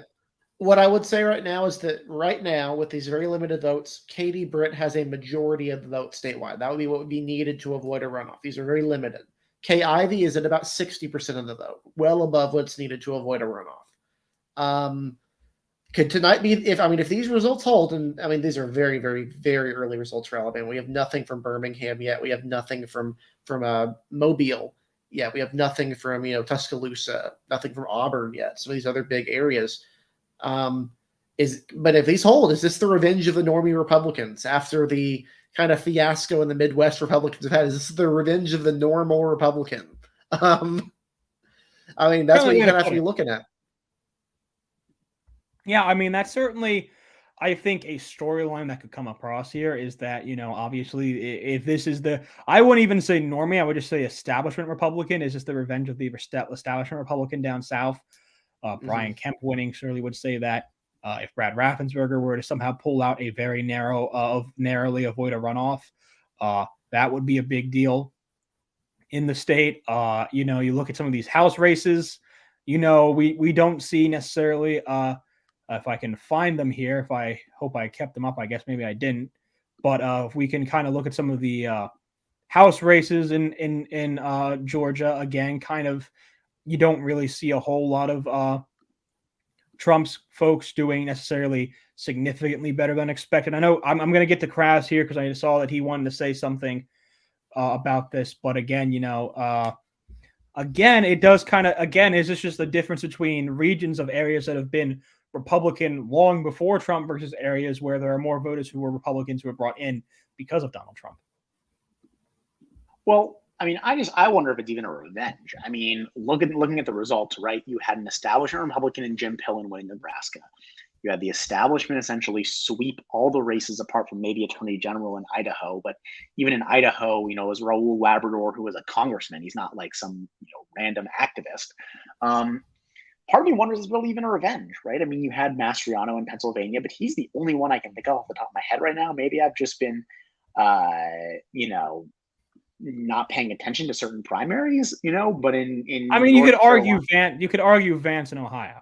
Yeah, I mean, so there's Vance in Ohio and Oz and Dr. Oz potentially in Pennsylvania, right? And I think both of them have certain elements that are a little bit more establishment, but they're endorsed by Trump. They're out, quote unquote outsiders.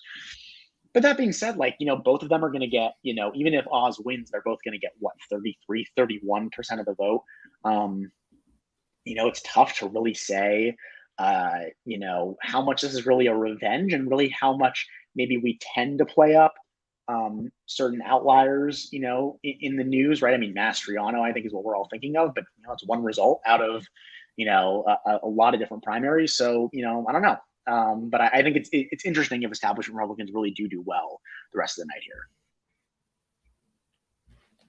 here. Yeah, I do have one primary on the Democratic side I want to mention, which is interesting, is David Scott's primary in the 13th district.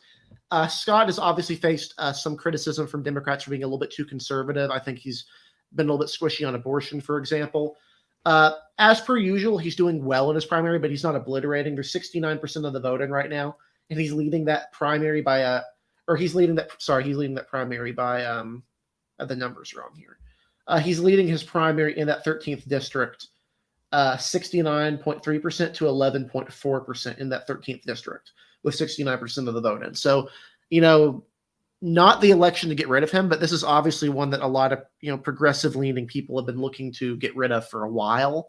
It would be a seat to keep an eye on in the future, I would say. Yeah, that's certainly something to look at here. Again, but yeah, I mean, this is just what a night we've had here so far, folks, as we kind of pull up here on the 2-hour mark of our stream here. I think a good buddy of mine put it the best here, and I stole it for a tweet. Georgia just do be the bane of Trump's existence, I guess. I mean, this is maybe a concern now for Republicans if they're looking towards 2024, and if Donald Trump's voice and his support is just maybe not very popular in Georgia. Does that become a concern for Republicans if Trump is the nominee again, going for their potential results in Georgia in 2024? This is very much pundit brain speak right here, I think, where I'm going in right now. But I think maybe it's something that does deserve to be talked about a little bit. if Trump's influence even among Republican primary voters in Georgia is not doing very well, what does that say for him if he's trying to win the state in 2024? Does that potentially bring some concern? I don't know. I mean, look, he's never been very popular in Georgia compared to other Republicans, right? Kemp won in 2018 and he lost in 2020. He lost by 0.2%, and then Purdue and Loeffler proceeded to lose by 1% and 2% respectively. I mean, he's never been. I don't know. He's never been that popular in Georgia, given its heavily suburban nature, the way it's concentrated around Atlanta. It's political culture. So, I think if you're a Republican, you are probably thinking to yourself, man, I hope we get another good cycle out of Georgia, because I'm not sure how long, the GOP can really stay. And Kras, this is something that you've written about extensively back in 2020. So I want you to go. I kind of consider, because I don't feel like I don't know if we ever will give enough credit for you to writing this, but about just the strong issues there are in Georgia for Republicans. Well, look, there's a ton of issues, right? I mean, I think that 2020 showed they still have a little bit more room to grow in rural areas if they do well with rural Black voters. But at the end of the day, most rural areas in Georgia are at least, majority white. Republicans do incredibly well, almost indescribably well with rural white voters. I think when I ran the numbers, it was something like Kemp and Trump were getting 96% of rural white voters, which is just, you have nowhere to go. You can't go up from there. Long term, right? Atlanta is growing. The rest of the state's growing at a slower pace.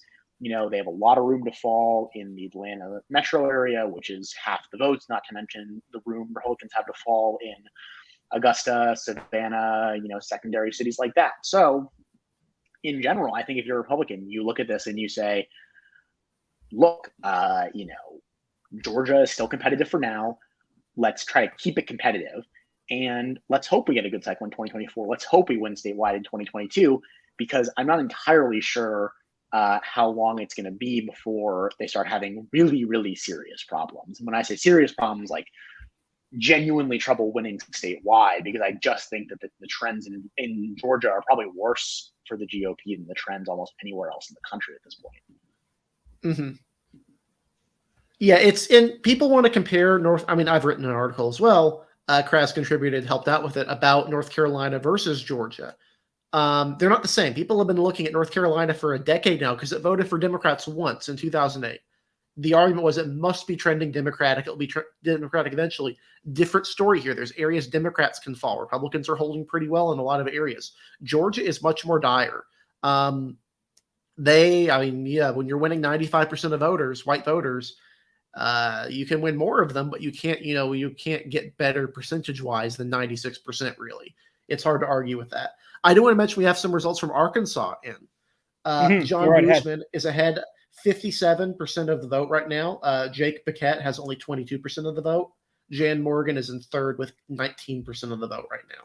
That's from Arkansas. So good numbers for Boozman so far, hoping to avoid a runoff, a fairly unnecessary runoff, it would seem. Yeah, I do want to give an update as well here on the Alabama races. Again, this is pretty early margins right now in Alabama as we kind of hopefully wait for some big election J drops soon here from Alabama. But Katie Britt continues to lead right now among these early votes. She has about a 50.7% statewide right now. Mike Durant is in second right now in that second spot with around 23.5%. And then in the governor's race, again, these are very, very early numbers. We have to continue to push that right now about Alabama results right now. These are very, very early numbers right now. But Kay Ivey is with around 65.2% of the vote right now. Again, as Kras said, because of how Alabama does their number of mail-in votes, because of how limited they are, because of all the restrictions on them, it may actually more closely track with election day results than they would in maybe, say, a place like Georgia or Pennsylvania or Ohio. So it'll be very interesting to kind of see what goes on right now here in Alabama. But I do want to bring up kind of an interesting topic right now as we come up across on the 9 o'clock hour here very shortly right now, 2 hours since polls closed in Georgia. Polling. polling before the Pennsylvania Senate race, had been relatively very good from companies like Trafalgar in terms of GOP primaries. For the most part, have been pretty good on the cycle so far. It was only a couple of states, but for the most part, have been pretty good. But of course, in Pennsylvania, in the Senate primary, it took a hit. They had David McCormick in third place in their final poll before election night. Obviously, if you've been following along with Pennsylvania at all, that was not the case. And now they had Kemp only around 52% in Georgia going into the poll before tonight. Again, even if there is a wide margin of election day vote right now in terms for Purdue, which we are just not seeing at all. And we're even seeing pretty good numbers among election day vote for Brad Raffensperger, probably being told he's around 49% of the election day vote right now. And that is with none of Inner Atlanta reporting election day vote, which is probably where you're going to see more support from Raffensperger there. So, that's really kind of a key thing there as well. I think polling, though, we thought polling seemed to be on a pretty good track for GOP primaries. Pennsylvania Senate was kind of the first warning sign. Now we're seeing some issues in Georgia. Potentially, we'll see how results track in Alabama, but potentially some issues there, at least with the governor's race potentially. What does that kind of say about the polling situation right now? If Trafalgar was kind of thought to be the data for progress, but for Republicans polling in these primaries, if they're maybe tracking a little bit worse, what does that kind of say for what we have to analyze and look at as we kind of go into these Republican primaries more, as we kind of start hitting the June primaries after we take a break from these primaries next week? There are no primaries next week, I should say. There are no key primaries on May 31st, but of course, June 7th will be the next time we're back on here for primary coverage. But that's kind of the big thing. I just kind of want to put it out here to the group. If polling is maybe not as accurate as we thought it was going to be, again, Trafalgar kind of being the data for progress. Bless you, Eric. For Republicans here, I think progress has been very typically pretty good at predicting Democratic primaries, especially in some of the House races. If Trafalgar is kind of having now maybe a shakier record in polling when it comes to these Republican primaries, what challenges does that bring to us going into these nights? It certainly, in my opinion, at least makes it a little more blind. I'm going to go to Eric here, and then I want to hear from both of you on this one here. I'm going to go to Eric first. But what challenges?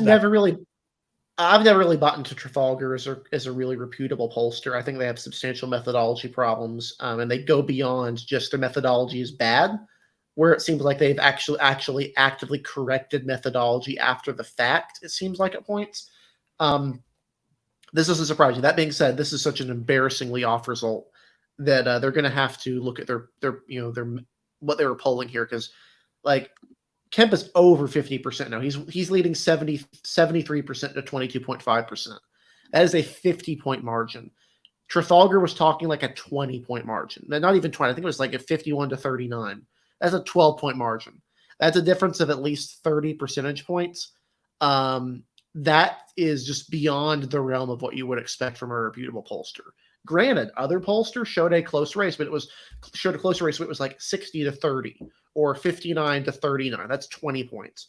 That's a lot closer to what's real than whatever Trafalgar put out. I think, I've never really bought into them, basically. I mean, I don't know about Chris. I genuinely have issue with the idea that we can just look at these partisan pollsters and say, well, they're good in primaries. Like, how much of it is good? How much of it is luck? Yeah, I was gonna kind of agree with that. I don't really buy this. I think if you have systemic biases in how you do general election polling, I mean, it's possible you're really good at primaries, but if you have bad methodology for the general election, I kind of suspect you have bad methodology for primaries too.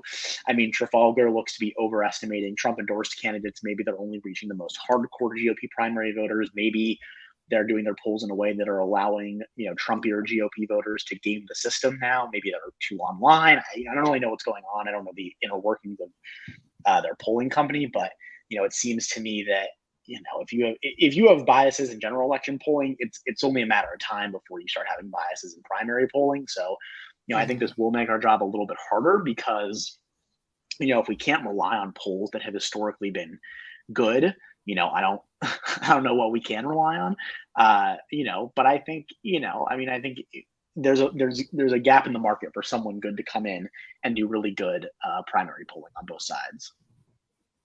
That's very true. Certainly in Pennsylvania. If someone would like to be a solid pollster in the state of Pennsylvania, I would very much appreciate it because we don't really have anyone. I would really appreciate it. Eric, I would because also. I want to go to Kras here first, then we'll go over Eric for some results. Just quickly, more counties fully reporting in Georgia. Raffensperger is hitting 49.5% in Seminole County, which is really deep south rural Georgia by the Alabama-Florida border. He's hitting, from my looks of it, he's not really taking a hit in the election day vote, especially not to the extent I thought he would. So I think that actually, earlier in the night when Eric suggested he might have would run off, I thought he was being ridiculous, but actually might actually happen. He's sitting at over 50% right now. It has maintained that even as election day vote has come rolling in.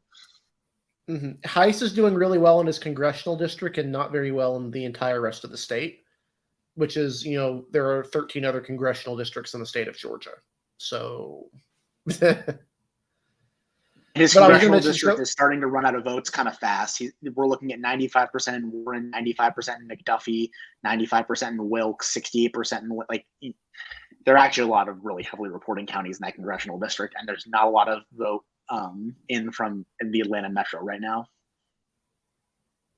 Yeah, this is starting to become a problem here for 100,000. So according to Steve Kornacki, pretty reliable person, 100,000 election day votes counted so far. There's not a big swing towards Heiss. Raffensperger leads early vote 51-33, and the election day 50-34.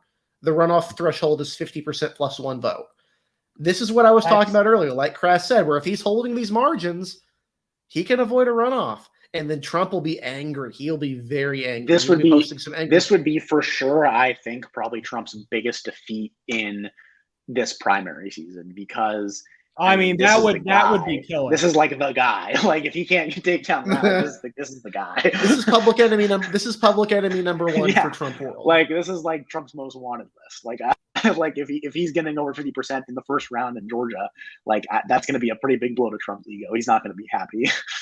Yeah, but the election result I was going to mention is we have more from Texas. Decision Desk right now reporting Henry Cuellar has a 921 vote lead over Jessica Cisneros.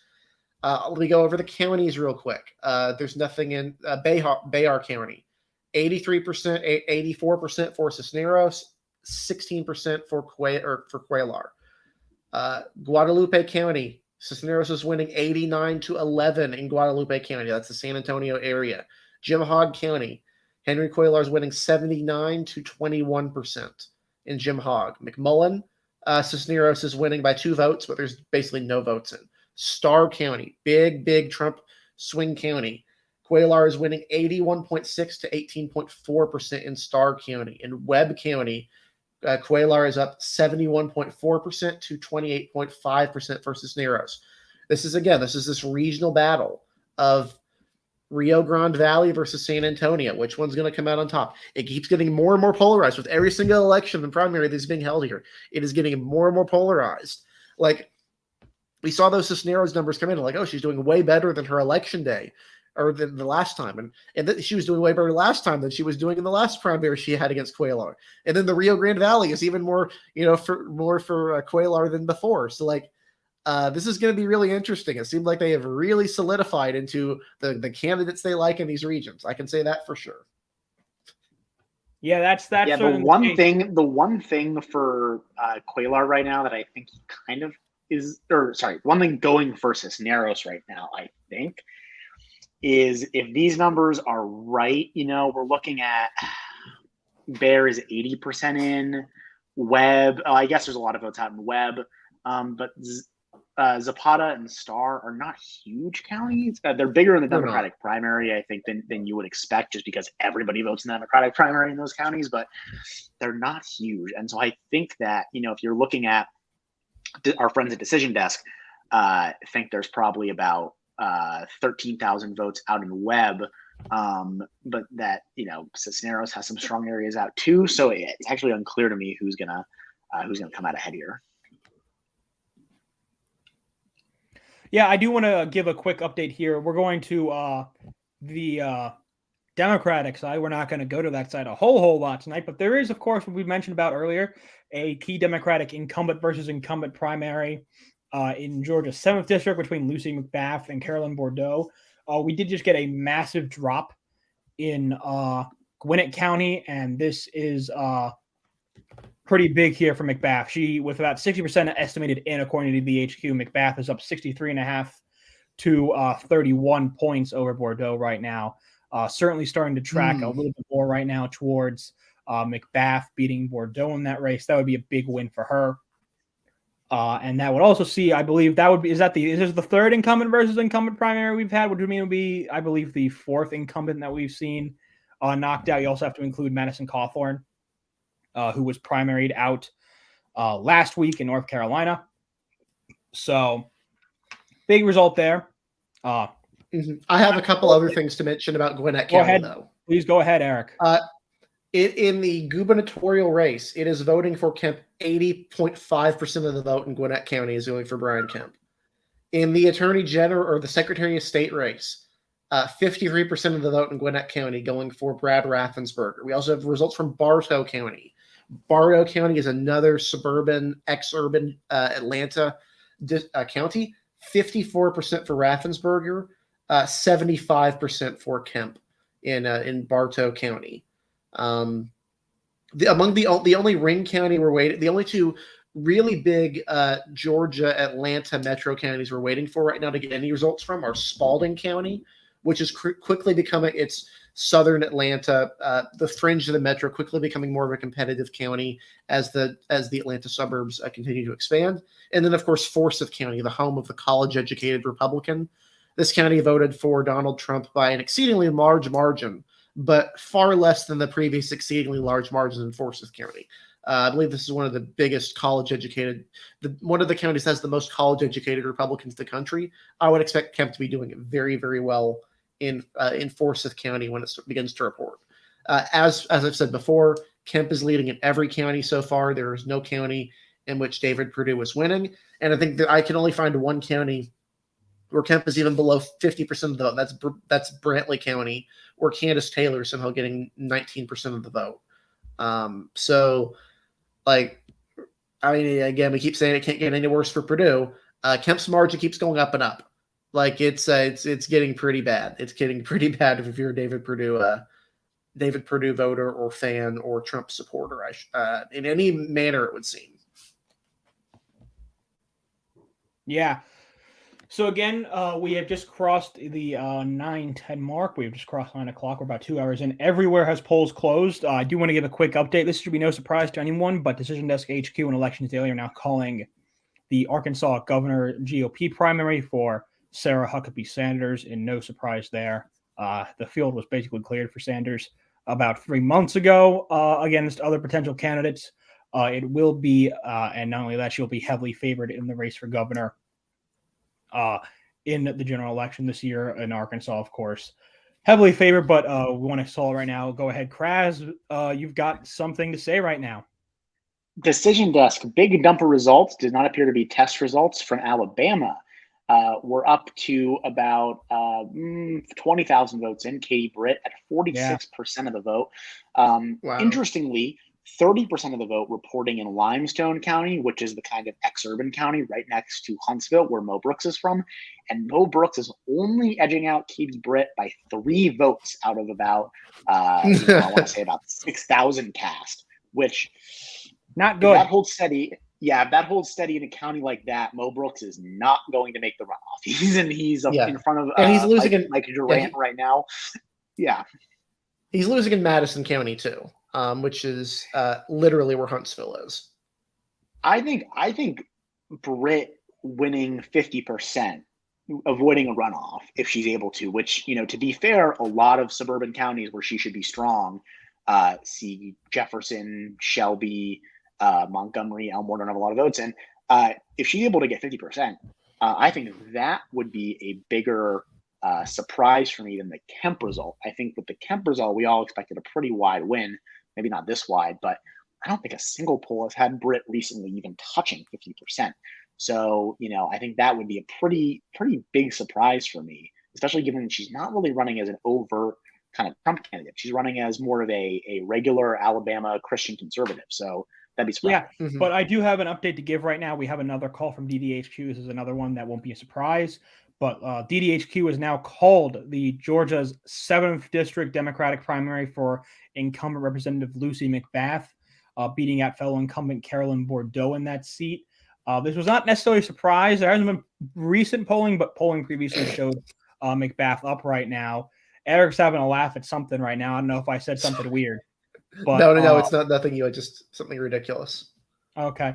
But otherwise, right now, Decision Desk HQ has called that race for Lucy Mcbath in the 7th district. That is a key result right there. One of the only key Democratic primaries tonight has been, where that has been kind of a key thing right there. So again, Lucy Mcbath will be the Democratic nominee in that new safely Democratic 7th district seat. So that's no surprise there. But Kraz, do you have anything to comment on that? No, not really. Not surprising. I think, again, like with the Mooney and McKinley race, we see that sometimes ideology begins to matter more than turf. This was Bordeaux turf. This is what she represented. Mcbath, I don't think represented any part of Gwinnett County. She represented DeKalb, Fulton, and Cobb. So, this is just, kind of embarrassing for Bordeaux, to be honest. But again, goes to show that, name recognition and everything these days, and you got to get out there, got to be in touch with the base. I am not shocked by this. I am not shocked by this. The big reason why is that one, Carolyn Bordeaux has basically no local connection. She is not from Gwinnett County. She moved there. And the other is that this is a very, very majority minority seat. I'm going to pull it up in Dave's redistricting up to see just exactly how majority minority this is. But Carolyn Bordeaux is a very, very white liberal running in a district that is very, very non-white at this point. And that's a pretty big warning sign. Yeah, right now, Decision Desk or Dave's redistricting, 33% white, 21% Hispanic, 30% black, 16% Asian. And a lot of those white voters are probably Republicans at this point still. I'm not shocked at all. Just on a demographic level, Lucy Mcbath is a substantially better fit for this district than a white liberal expat like Carolyn Bordeaux. Yeah. But that's the big result there in the end there. We have additional. See Quaylar's margin, where Quaylar's margin is up a little bit by about 5.5% right now. I'm not exactly sure what's in. Decision Desk is saying 46% is in, but it looks like he expanded his margin a little bit. Yeah. So again, go ahead, Eric. No. I was just looking. Yep.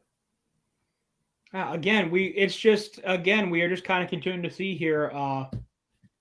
Raffensperger, again, we've talked about this, just not doing really all that poorly with the election day vote right now. That's kind of been the key thing right now. He is not really showing any difference right now. But again, so that's kind of the key race we're now watching right now in Georgia as we continue to look elsewhere right now. We're still looking at a couple of key GOP House primaries right now. In Alabama, in the 5th district, Dale Strong, with about 2% of the estimated vote in there, is about 46% of the vote right now, with about in the race to replace Mo Brooks there. In Georgia, in the 10th district, Mike Collins has 27.4% of the vote right now. In first place, Vernon Jones is in second with 19.8%, and then we have Paul Brown in third with 14.5%, and then Timothy Barr with 14.3% in third and fourth place, respectively. In the 6th district, this is a place where Trump had endorsed Jake Evans, but Rich McCormick, who was the previous Republican candidate in the 7th district when it was under the old map, he leads currently right there, 41 to 23.7 percentage points right now there over Evans, though we do still expect both of those races we talked about to go to a runoff. The 10th district is no surprise. That was a pretty clown car primary right there. No surprise that race is looking to a runoff, but McCormick probably slightly closer to the non-runoff territory than we expected. He also did something similar in 2020. We thought he would be heading to a runoff with Renee Uterman in that old Sun district, but he actually was able to get through it. I don't think he will do it here, but again, it's looking like he might be outperforming previous expectations. I also want to give a shout out to the 2nd district. which we moved to Leans. I believe we did not move it this week, but we are keeping an eye on the second district. It seems we're heading to a runoff between Chris West and Jeremy Hunt. It looks like in that district currently. So those are just some of the key House races we're looking at right now. Texas as well. Eric, do you have any further updates right now from that key primary in the 28th district? No, I'm still keeping an eye on it. Okay. So no moving from there. Again, we're seeing another night of very narrow results right now. We're hitting about 9:20 right now. We're about 2:20. We're about 2 hours and 20 minutes into the stream. Thank you all very much for continuing to watch. We've had, again, one of our biggest steady streams of the night right now. We're holding it firm right now between 58 and 65 people on the night. We want to thank you guys very much for that. That's a big deal for us, clearly. We're continuing to see continually a more steady stream of people here continuing to stay all night to watch with us. We really appreciate that. So if you're new here, if you're new to our channel, please do like and subscribe. Not only do we do these primary night coverages, but we also, of course, do big general night coverage with a much wider panel than the usual 3 or 4 we see here for election night. We'll usually bring in about 6 to 8 people. And as well as we do have a weekly podcast with myself, Eric, and Dylan Brown. Kras comes in sometimes as a special guest as well, if he's able to, as well. But also, so we because of that, if we want to see Kras a little more, we might be moving to a newer time, but around every Thursday, we have a weekly podcast called Elections Weekly, where we kind of discuss the week's past news in terms of election news. But again, if you're new here, like this video, subscribe. We're here basically at least once a week with that weekly podcast. We're going to be continuing to do that. Please continue to watch. And again, thank you guys so much for the support tonight. We really do appreciate it. So I just want to chime in. According to Decision Desk, we have a big number of results from Alabama. Katie Britt back over 50% as Houston. Yeah, maybe they say Houston or Houston. However, I don't know how they say it differently in different states. But Houston or Houston County, which is home to, I believe, Dothan, Alabama. That just came in. It looks like that's about. Oh, wow. Look at that. Yeah, wow. Baldwin County. Yep, and it looks like Britt's doing pretty well in Baldwin as well. It looks like Brooks is essentially running ahead of Mike Durant almost everywhere, but it might not matter if Britt is able to avoid a runoff. So, yeah, she's doing great right now. And I want to point out as well, Kay Ivey holding at around 60.7% right now, with about 5% of the vote estimated. And again, we want to remind you, this is not like most of the states we've seen. Alabama has very, very, very limited absentee or early voting or any type of mail-in votes. So just a reminder right now, this is all election day we're seeing from Alabama. These are actual election day people showing up the polls results right now that we're seeing in these numbers right now. I just want to give a heads up to reminder right there to everyone. That is what we're seeing right now from these early results. Looking back at Georgia right now, with about DDHQ is estimating about 40% of the vote in right now.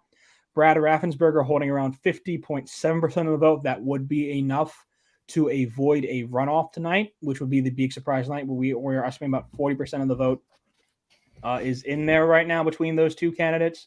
Again, estimating about 40% of the vote in currently between Raffensperger and Heiss as the two main candidates. Again, 50.7%. You need 50 plus a little bit more to avoid a runoff. Right now, it definitely seems to be tracking right now, but it seems like Brad Raffensperger could potentially pull that off, which certainly we were not expecting going into tonight. Not at all. Yeah, I thought he was a dead man walking, to be honest. Like, I didn't say it. Like, it never came up before the results started coming in. But if you asked me before tonight, I would have been like, he is absolutely toast. Not a chance. So the fact that it looks like he might even avoid a runoff, like that's incredible. That's telling. Yeah, obviously we're not making any projections or anything, but Raffensperger certainly doing better than expected. I also do want to give a quick shout out. The Attorney General's race, Trump endorsed against Chris Carr in that race. I don't believe it was a very loud endorsement, but I believe he did endorse against current Attorney General Chris Carr. Multiple outlets, including Decision Desk HQ, have reported that Carr has won that race by a pretty similar margin. It looks like that Kemp has. He's got about 74 to 26% of that vote right now. And it's worth noting this wasn't a huge endorsement. This wasn't like, he was out there all the time talking about it, but it was better than his endorsement of the guy challenging Don Bacon. It wasn't like, Joe whatever. It was like he actually did put out a statement endorsing this guy. Yeah, and also Doing a he job. also I believe he endorsed against the current insurance commissioner as well, Patrick Witt, who Why? he forced out of the 10th district. That was another one of these get out and I'll endorse you elsewhere. In the 10th district to help out Vernon Jones, and Witt is losing pretty badly right now. He's down 71-15 according to the New York Times right now. The incumbent insurance commissioner in that race. The only race that right now seems to be potentially going well for Trump right now is the LG primary. Burt Jones, who he endorsed, is currently around 51% of the vote right now against Butch Miller. The incumbent lieutenant governor is not running for this race, but mainly that's because Burt Jones is doing relatively well in the Atlanta area compared. I believe Jones is probably the more I think is one of the more stable Georgia. I don't know who he is, but if someone could do it, I'm going to do a quick lookup of him here. I really know who he is, but he's currently the only Trump endorsement right now, tracking right now. He is a member of the Georgia State Senate. He's the only one who is, I believe, been elected. And he was a big one who was he was actually stripped of Jeff Duncan of the of his committeeships. And he's an interesting guy. So interesting to see what goes on right now, though. But he's also done some interesting things, but it doesn't seem like to be as the craziest guy, I have to say. He does have again, this is some football history here. He was a co-captain of the 2002 Georgia Bulldogs football team that won the SEC championship that year, according to Wikipedia. So there's a little bit more football history there for you. It looks like in the Deep South tonight. But otherwise, it has been what no one can deny has been a rough night for Donald Trump in the state of Georgia compared to for his endorsements right now. Yeah, and Raffensperger is actually nearly at 51% right now, according to DDHQ, with 42% of the vote in. Yeah, that is not good. Well, it's not good if you're Donald Trump. It's really good if you're Brad Raffensperger. Brad Raffensperger, I think, is very happy with this right now. Currently, I think this is a man who. Well, and interestingly, again, I mean, I just want to bring attention to this. Right? DDHQ is tracking there to be over 1 million GOP primary votes in Georgia.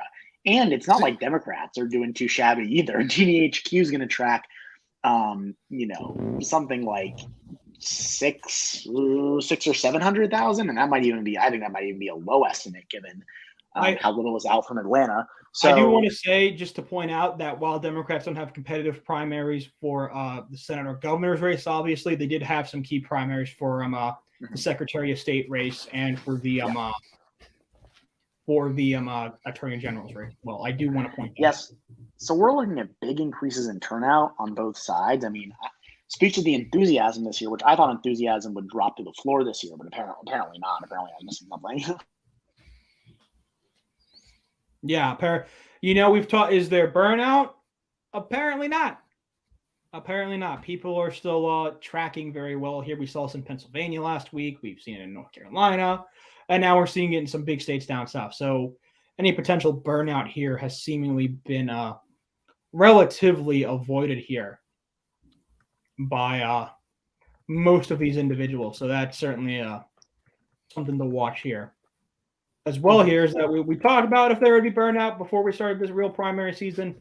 I think the answer to that is pretty clearly no, there is not. So, I would say this is a far more interesting night than the North Carolina one, to be honest. This is genuinely something we did not expect.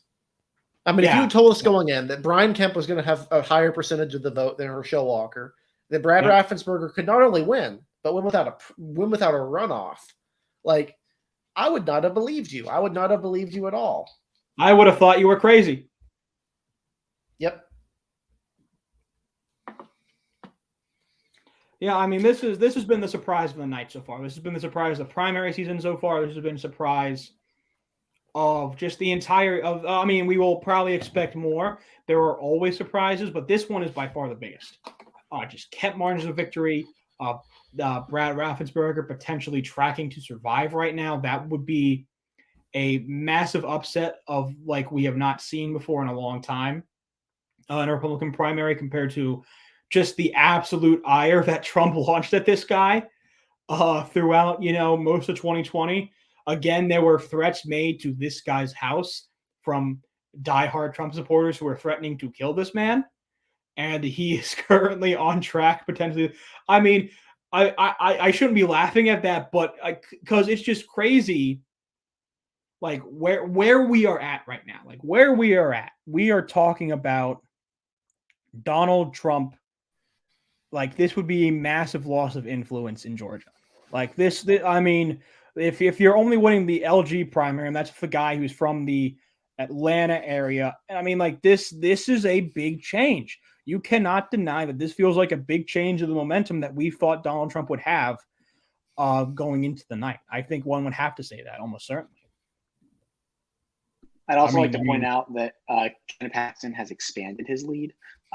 He now. Oh my God. He now leads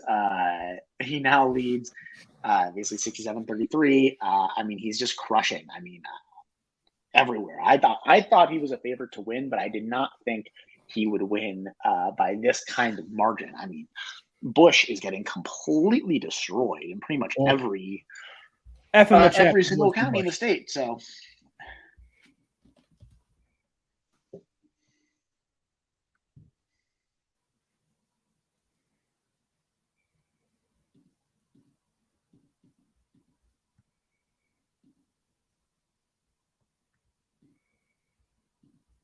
Yeah, I mean, it looks like, as far as Bush, there's not a lot of positives to go off of for George P. Bush.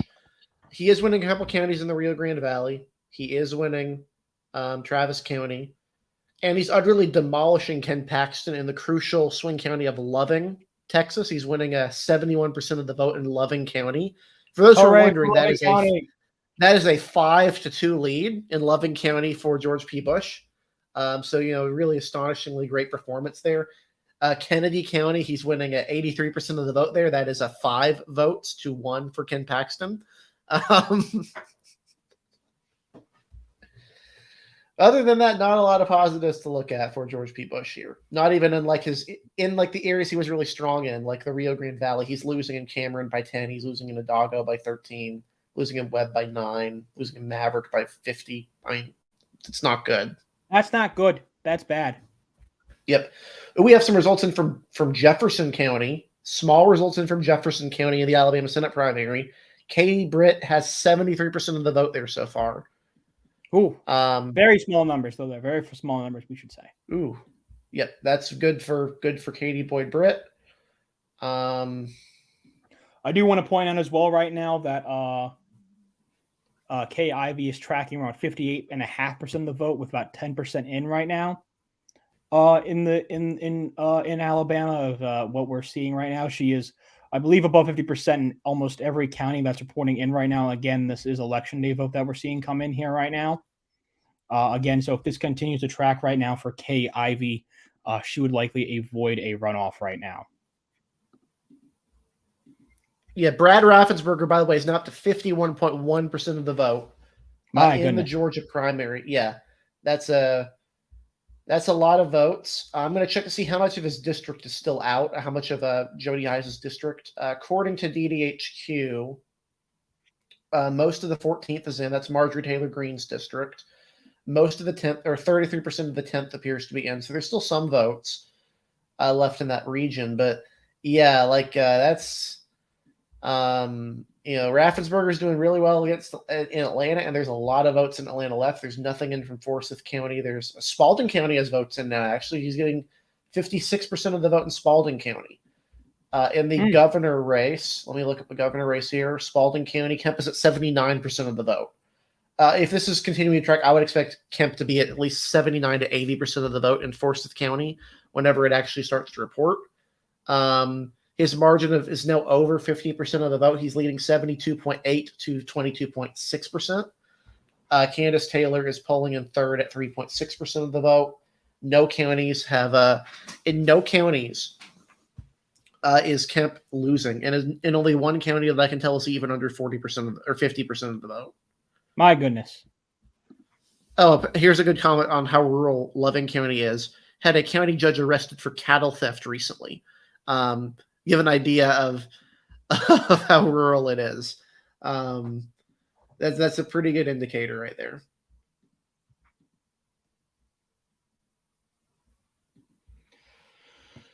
I just want to say right now that Brad Raffensperger we have, again, there's still a good chunk missing from Heiss's home area, a home base area.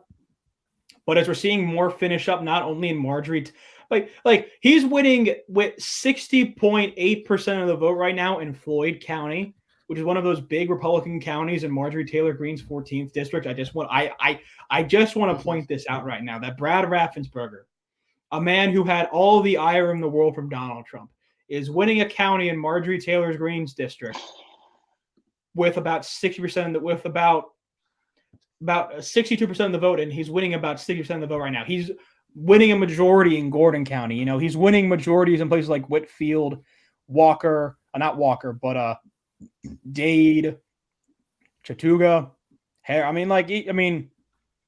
He's winning in these areas. Yep. Like, that's just the fact of it. He's winning in these areas right now. That's and a big deal. I think his numbers are about to get even a little bit better because so according to the New York Times, I was surprised to see that there are 1 million Republican primary votes in, which sounded like a ton until I realized they had dropped all of the votes from Fulton County. And it looks like they've dropped all of those votes, unless it's an error, from Fulton County for both the governor and Senate race. And it looks like they have not updated for the Secretary of State's race. So it looks like Brad Raffensperger is about to get another big boost. He's already at 51%.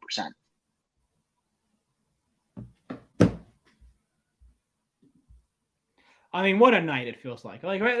This was the type of night I was waiting for. Just a real surprise. It's just been a little bit boring recently. We had seen not a lot of surprises, not a whole lot of. Pennsylvania was fun in a different way, in a more stressful way for me, but it was certainly fun in that Senate primary as we continue to kind of see that Dave McCormick was not dead like we all thought he was. But this is again really just kind of been the shock of the night here. We're still, of course, waiting on more election day votes here in Alabama. Here we're only seeing about 10% of the vote estimated in right now, according to DDHQ. We're only seeing about like I said, we're only seeing about a couple percentage points in, only a couple thousand votes, but just under 100,000 votes in right now in that race right now for those key primaries. Again, we're still watching some key House primaries across Georgia as well right now, but some of the big stuff, as we expected maybe not to be done, is done. And it's certainly so interesting to see right now. Eric, I feel like I just want to hear from both of you, just kind of little 2 minutes feel kind of what you guys are really kind of thinking right now as you continue to see these results come in. I kind of just what your blanket thoughts are in right now. We're going to go to Crash first, and then Eric. Just give me 2 minute spiel on kind of what your reaction is right now. As we're about 2.5 hours into the night, kind of how you've seen these results come in. Yeah, honestly, I think you're right. This is the kind of night we were waiting for. Have some exciting results. I think recently it's been a little boring. North Carolina had some pretty boring primaries. Pennsylvania was exciting. We still don't know the winner. So I think this has been interesting. And I think it fits with what we've been seeing generally. Republicans increasing their share of the primary vote in pretty much every state. Democratic turnout going up as well, but not to the same degree.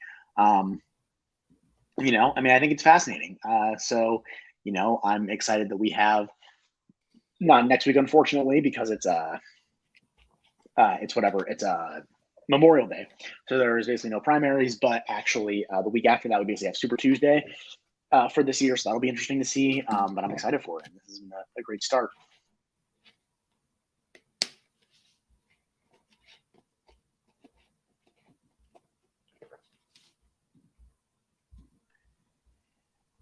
And I do believe I mentioned the vote dump from Fulton. I think that was an error because if the New York Times were correct, that means Fulton County would have cast about 450,000 votes in the Republican primary, which is not correct. I believe those numbers. I believe that would be quite an increase in turnout from the about 30,000 votes it cast in 2018. That would be a substantial increase. I believe that the New York Times has accidentally 10x'd all of the votes in Fulton County for Republicans. That being said, Brad Raffensperger will get a boost when that vote dump comes in, as will Brian Kemp, although that race has already been called. But there are not a million GOP primary votes. There's probably about 700,000, and we're probably still tracking for about 1 million votes in that primary, which is a lot. Don't get me wrong. That's more in line with what we were expecting. Yeah. We continue to wait here right now for so Eric, I just want to hear your thoughts here on the night here so far. Just give me your 2 minutes feel. Yeah, I mean, it's certainly a fascinating. I mean, I don't know what much more I can say other than what I've said so far. Other than that, this is really interesting. I'm still keeping a really close eye on this Raffensperger ratio, over 51% of the vote in. I wouldn't be surprised if there's maybe we see a little bit more stuff coming in, but like, I don't know if this is at the point where you can at least be projecting. But if I'm Raffensperger, I'm very, very happy with my odds of avoiding a runoff here. There's a lot of votes left in around Atlanta, and that's gonna be big for him. Yeah, I mean, it's just this is again just continuing to be a blowout right now. For Brian Kemp, Brad Raffensperger again continuing to greatly outperform our expectations here on the night. We do want to say there's about 13% of the vote in right now in Alabama. Mo Brooks starting to do better in and around the Huntsville area, and again, he seems to be placing second in a good chunk of parts of the state here. But Katie Britt is about 47% of the vote. Mo Brooks in second with about 27.5%. Mike Duran is in third with 22.5%. So right now, about 13% in. We're at that right now. And then with 13% in the governor's race, the governor's primary, Kay Ivey, again, still avoiding a runoff right now. She's at 57.5% compared to Liddy Blanchard, who's in second right now, 17.5% right there. So again, is she still going by Lindy, or is it Linda or Lindy? I know Linda. I don't know what she's doing. Like, she's been doing weird stuff with that all time. So I don't know. I don't know what the deal is with Blanchard. I don't get a deal. I don't know what the deal is with a lot of these former ambassadors trying to run for office, quite honestly. So that's just an honest. I think being an ambassador is a sweet deal, man. I mean, some of these people, they just donated a bunch of money and they got to hang out in like Slovenia or Japan. Well, think about Newt Gingrich. Didn't Newt Gingrich's wife get appointed to like the Vatican or something like that? That sounds great. I'll hang out in Rome for 4 years. Yeah, I've always joked and I've always asked, how much money would I have to donate to a presidential candidate to get the Bahamas ambassador appointment? You know, like how much money do I got to give for that one? You know, put me on the beach with my wife and let us enjoy the Bahamas for 4 years. I need to make a bunch of you're money right. in law, so I still can. Yeah. You're right. Still a Gingrich was. Can you do, when you donate a lot, do you do a priority list? Like, do you get to be like, I'd like Italy, France, Spain, Bahamas, like, all these different places? Yeah, I totally missed this. Yeah, Castilla Gingrich was the ambassador. Can you guess who the ambassador to the Holy See is right now? Joe Donnelly, the former U.S. Senator. I did not realize this. Wow. Well, I think. Do they always pick a Catholic? That's what I'm curious. I mean, yeah. They're not going to say. I think you would. I was saying, I don't think I could get that job. Just because I don't think they give it to me. Yeah, I am a Lutheran. You'd be ambassador. You'd be ambassador to Poland. I don't want to be ambassador. That place is scary right now. I don't know if I'd want to be ambassador to Poland. That place is a little bit scary right now. I might actually have to do work. If I donate money to be an ambassador, I wanted to go to a place where I'm not gonna have to, freaking do anything. I'm gonna want to, like I said, put me on like somebody like, I could go to Canada. Send me to Canada. I can just like go watch hockey games every night when I'm there. Send me to Canada. Future presidents, if I donate a lot of money, send me to Canada. I'll be okay. Even though it's cold there, I'd be okay. Just send me to Canada. Generally speaking, the ambassador to the Holy See, which is technically the ambassador to the Holy See, not the Vatican City, because the Holy See is the international entity that's generally recognized, not the Vatican City itself, is always Catholic, and then the ambassador to Israel is always Jewish. Those are the only two, I think, where they specifically assign.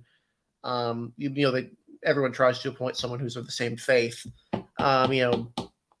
Like obviously there's some other ones like Pete Hoekstra was the ambassador to, I believe, the Netherlands, I believe, Pete Hoekstra. You have that connection from the Western Michigan.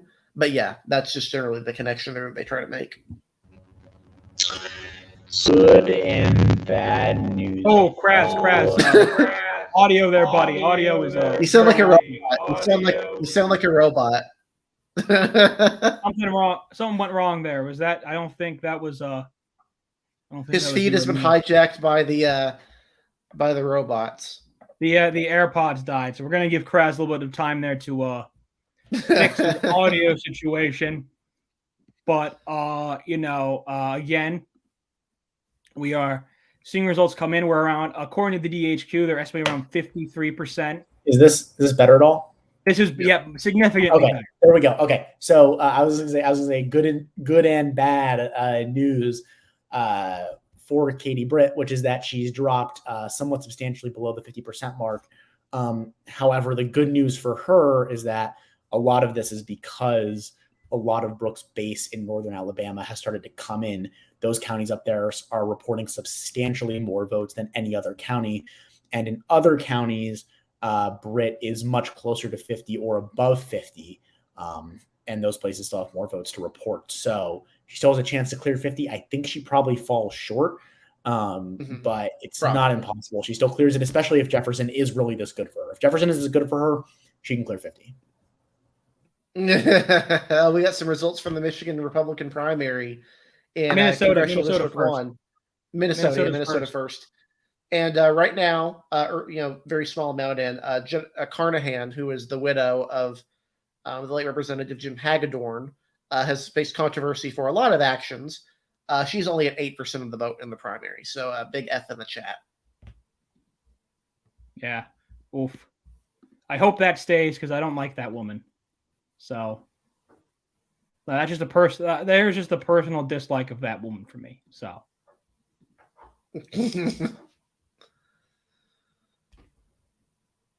yeah. I do want to say right now that Brad Raff, we're probably going to go to about 10:30 tonight here, folks. Me and Kras both have jobs, and Eric I have a job. Eric also has a job.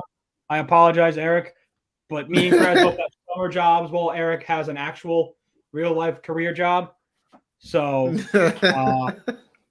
we do have other things in our life. We've been on to 7 o'clock. We're probably going to go to till excuse me as my phone pings my friend there. Very sorry about that. But as we kind of continue to go in on the night here, we're gonna probably end around 10:30. We might go for another hour until 10:45 if we continue to see some really, really interesting results right now. But we do want to point out right now, just as an update, Brad Raffensperger is leading at 51% of the vote right now, with about 53% estimated in by DDHQ. In Alabama, again, like we said, Kay Ivey has with 57.7% of the vote, with about 15% of the votes in right now there. Katie Boyd Britt right now leads with about 47% of the vote right now, with 15% in. But again, as Kras mentioned, a good portion of that is because of Mo Brooks' home area right now around Huntsville is coming in, and he's not necessarily winning that by maybe the margin necessary to really bring that vote down for Britt. So something to see right now. We'll probably stay on, like I said, for about another hour tonight, and then we'll call it. And again, we just want to thank everyone for currently staying with us tonight. It's been another long night here, as we expected again, as these nights usually are. They are long nights, but we again really respect everyone for coming to stay, and we really thank everyone. We thank everyone for staying with us tonight. Be back here on Thursday for Elections Weekly, where hopefully all four of us will come in on the night here. We'll probably start that around potentially a later podcast time than we normally do to fit Kras's schedule, so that way he can come on and give his always fantastic analysis that he gives. But back here for Thursday night with Elections Weekly, our other panelist who newly joins us, Dylan Brown, will be joining us. And of course, then we have to start getting ready for the June 7th primaries. We have some key primary races going on there as well that night. So it'll be very interesting to see kind of what heads on as we look into the future here and kind of see the reaction from tonight's results. But I do want to point on some points here of the Democratic primary. This is going to come as no surprise, but Bean Nguyen, the relatively popular Democratic state rep from Georgia, from the Atlanta area, is winning the Secretary of State primary right now by a pretty large margin, with winning with 41.7% of the vote. That would not avoid a runoff, but again, we are potentially waiting for some big drops from her. Her big support areas in around Atlanta potentially. So that would probably be some pretty solid results potentially there for Nguyen if she once those results drop right now. Again, we have already called races for Brian Kemp and Herschel Walker in Georgia, with Brian Kemp doing significantly better than previously expected. He is currently tracking around 72.5% of the vote in right now, with over 50% of the vote left in the state. Again, and as well, we are tracking races in Alabama tonight as well. So, I think, just continuing to look at numbers here, really what we're kind of waiting on right now is what else comes in from Georgia tonight, and where are we waiting on for big drops in from Alabama. Crowds, we want to go to you here about this. Again, it's mostly Mo Brooks. That northern part of the state is the area here right now. This is, again, Brooks' home base. As you kind of look at these numbers right now, is he doing enough to really cut into Britt's margin right now, or is he potentially going to have some issues as we kind of get down lower in the state potentially? Yeah, I mean, the thing is, he's outrunning Durant in enough of the southern part of the state that I think he's still a favorite for the second runoff spot. And he's not getting crushed down there, and he's doing very well up north. The problem is going to come in when you look at, one, can you stop Britt from getting to 50%? If these results in Jefferson and Shelby and even Tuscaloosa really come in big for Britt, I think he might be in trouble in that regard. The second thing is that, even if he keeps Britt to 48, 49%, he'd have a really hard time beating her in the runoff. Just because you think about Durant, Durant is, I guess a little Trumpier. He's run a little bit more on the kind of election fraud stuff, but I don't know if Durant is close enough to Brooks where I would say, yeah, virtually 100% of Durant's voters are going to go to Brooks in a potential runoff. I would think maybe most of them would, but not enough to overcome that kind of margin. So, I really think Brooks, I don't know. He's been gunning for the Senate seat for a while, so he's getting closer. He's been the one who's been in the race by far the longest. Yeah, so I don't know. He's in trouble, I think. Yeah. Eric, I kind of want to hear your thoughts here on this too, kind of looking at these first numbers coming in from Alabama, kind of what your thoughts are as we kind of continue to go get into the night here. Again, like I mentioned earlier, you would expect Mo Brooks to do really well in his congressional district. I would think the problem is that you look at the rest of the state. He's, Michael Durant is not doing particularly well overall. He's doing, better in some areas, worse in other areas, but it's just the commanding lead that Britt had. Polls show this thing having like a 30, maybe Britt with like 36% of the vote at most. She's pulling 10% higher than that. No, sorry, not 10 points high. 10 points, not 10%, 10% higher than that. But yeah, I am interested in that race. I'm also interested in Arkansas, but that's what I've kind of been looking at. There's been a couple races in Arkansas that have been really interesting. And there's been a couple that, that we'll talk about in a little bit, but it's like we said earlier, this has kind of been a good night for establishment Republicans. Katie Boyd Britt certainly follows that tradition of being an establishment Republican, someone who aspires to be in a seat like that for 40 years openly, someone who wants to, basically be, a new Richard Shelby. It's really hard not to look at tonight and say this is not an unequivocal and categorical victory for the establishment Republicans. Yeah. Again, this is certainly that, especially down south right now. That is for sure. We are hearing reports that potentially outside sources are calling the Secretary of State race right now for Brad Raffensperger. We have not seen that enough here on Decision Desk HQ or from Elections Daily. But we are, again, we've talked. This has been the story all night right now. Brad Raffensperger may be doing well enough right now in the election day vote that it may be enough right now to carry him over the line, over that 50-point plus a little bit extra margin that he needs to get right now to be the winner. So that's, again, something that's very interesting to kind of continue to watch and see right now. Mm-hmm. We are still, of course, waiting for tracking about 17% of the vote right now as well. Right now in Alabama, right now statewide, we've got about 17% of the vote in right now. And can I talk about Arkansas for a little bit? Because there's a couple of races I want to talk about that are really interesting. Talk about Arkansas. Yep. So we've been following the Senate primary there. Boozman is again holding at 57% of the vote. We didn't think this was likely to go to a runoff or anything. It is interesting, of course, that Mcbath is only doing marginally better than Jan Morgan, who is polling at 18% of the vote. But again, Boozman was endorsed by Trump. He had the Trump endorsement, but he is certainly not what one would consider to be a Trumpy Republican. He was first elected, that that wave election in 2010, just utterly demolishing Blanche Lincoln in that state. Once strongly Democratic, now probably one of the few states in the country that's seen a Republican trend in every election since 1996. It's just an astonishingly Republican state at this point, and only getting worse for Democrats.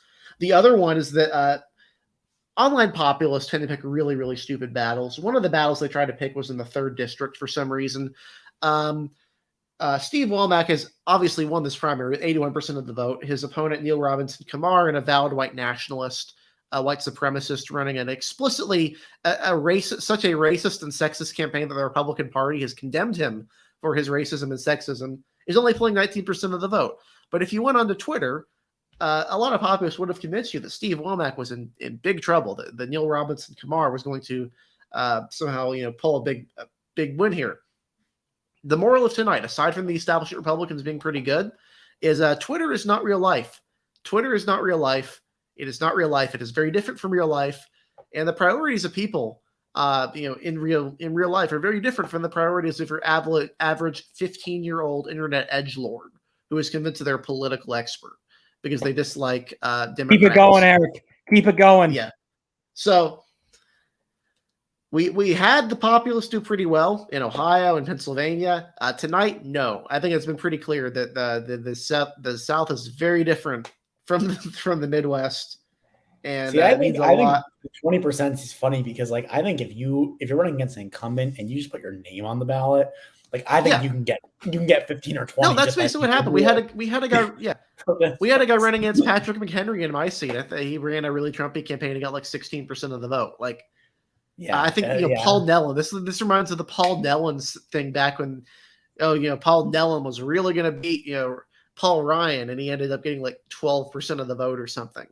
Jesus, I remember Nealon. Oh my God, that was well, that's every cycle there's this I think this is what I was kind of trying to get at earlier with I think we overemphasize certain wins with Mastriano because every cycle there's Nellon, Republicans are in danger of losing the primary to Nellon or whatever. And then all this stuff. And then, mostly people just lose. They just flame out, right? The really controversial people, a couple of them will win, but usually they just flame out. And so, it's you can get 20% by putting your name on the ballot. You get protest votes.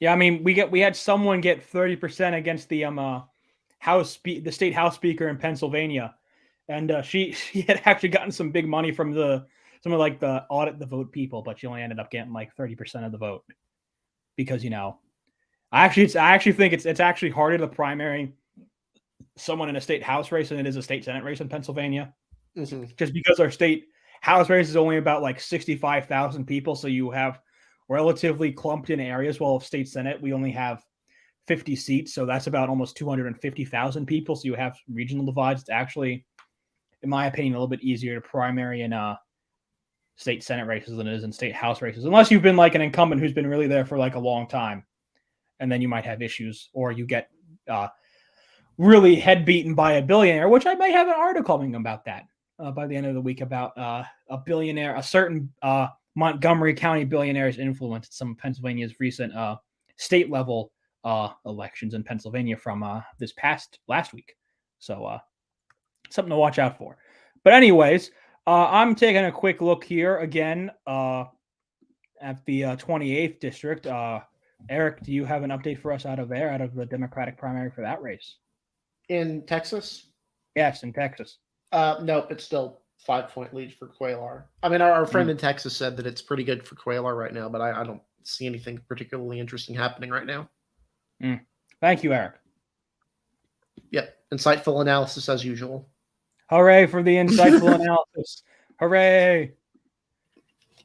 I do want to say we have about 22% of the vote, election day vote in currently in Alabama. We've got Kay Ivey holding pretty steady at 57.5% right now. Katie Britt around 46.5%. Oh, there was a big drop somewhere right now.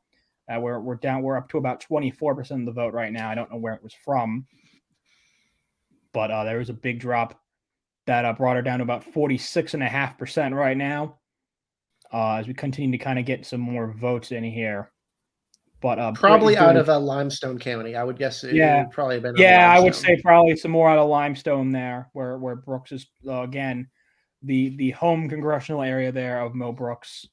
As we continue to see right now, we have Kay Ivey holding now again at about 57% right now of the vote. Again, it'll be interesting to see right now if that tracks down to her being forced into a runoff, but about 57% right now. We've got about a quarter of the vote in Alabama. So, again, not the most certain thing. We're going to go about another 45 minutes here tonight, folks. So we'll see if we continue to have some of those big drops like that in Alabama. That'll be very helpful in the race to get to a call tonight. In Georgia, we've got about 58% right now in that Secretary of State race right now. Brad Raffensperger is currently at around 51% right now. We're estimated about 58% of the vote is in right now, according to the AHQ. Raffensperger track around 51% of the vote right now. As we continue to still rate on some Republican results from Cobb and DeKalb around the Atlanta area, as well as results from Forsyth, which at least on DDHQ have not yet dropped yet. So we'll have something to point out there as well. So, again, the story tonight, Brian Kemp pretty easily holding off David Perdue in the primary for governor. Pretty easily is an understatement. I should say you're right. That is an understatement. It's currently 72.7. It's currently a 50-point margin right now for Kemp. So that is true. That is more than easily. Herschel Walker, as expected, wins his Republican primary by a relatively easy margin as well. Kind of looking otherwise right now, Chris Carr, the current Attorney General incumbent, winning his race pretty easily right now against a opponent that was Trump endorsed in that race as well. Lucy Mcbath has won her primary in the 7th Congressional District in an incumbent versus incumbent race versus Carolyn Bordeaux. She has won that race. Otherwise, that's really all we can kind of tell you right now, because there's really not much else to tell across the nation right now. Again, in kind of a surprising instance, I should say, in Texas at the very least, Ken Paxton pretty much demolished George P. Bush in the runoff for Attorney General. Wade Christian seems pretty dead. He seems to have done the same thing to Sarah Stogner in that race. In the 28th district right now, we have a pretty tight race between Henry Cuellar and Jessica Cisneros, as expected. That is a race that could go to the very end of the night here, potentially. In Arkansas, right now, Sarah Huckabee Sanders, as expected, beats her nominal opposition in the Republican primary for governor. She'll go up against Chris Jones in that race, and it's very expected to be very favored right now. John Boozman is taking about 57.6% of the vote right now, about 38% of the vote in right now. He's pulling away relatively quickly from both Jake Paquette and Jan Morgan. In that race, there are some rumors that Boozman could be held to a runoff right now. Looking at current number tracking right now, I do not believe Boozman is under 50% under 50% in any county right now. As long as those numbers continue to track, it would be pretty hard to see him falling tonight, especially around some of the bigger areas, the more populated areas. He's not doing particularly poorly, so it's hard to see that happening right now in Alabama currently right now. That is the other key state we are currently watching right now. We're estimating about DDHQ is estimating about 25% of the vote in right now. Kay Ivey holds around 57.2% of the vote. over her challengers as she looks to avoid a runoff, while Katie Britt is outpolling her final numbers by about 10 points right now, as she is at around 47.4% right now, with about 25% of the vote in right now. We have a quarter of the vote in Alabama. Those are the numbers we're seeing track right now. But again, a potentially developing story right now. Katie Britt certainly closer to that runoff margin race than we expected right now. If we would look at it right here, but I think if we kind of look at it right now. So I want to go to Eric here. If Britt, if the margins around Montgomery and Mobile are good enough, she theoretically could pull this off. If they are, how big of a surprise would that be to you if Britt was able to somehow avoid a runoff tonight in a race that we basically expected to go to a runoff almost certainly? It would certainly surprise me if she would be able to do that, but it doesn't surprise me that she's far and away the first in the field. She had been the clear front runner in this race for quite a while. The real action was in the second and third place with Durant and Brooks kind of jockeying back and forth as to who was going to take it. I will say I would find it very, very hard for Trump to not endorse Katie Britt after this.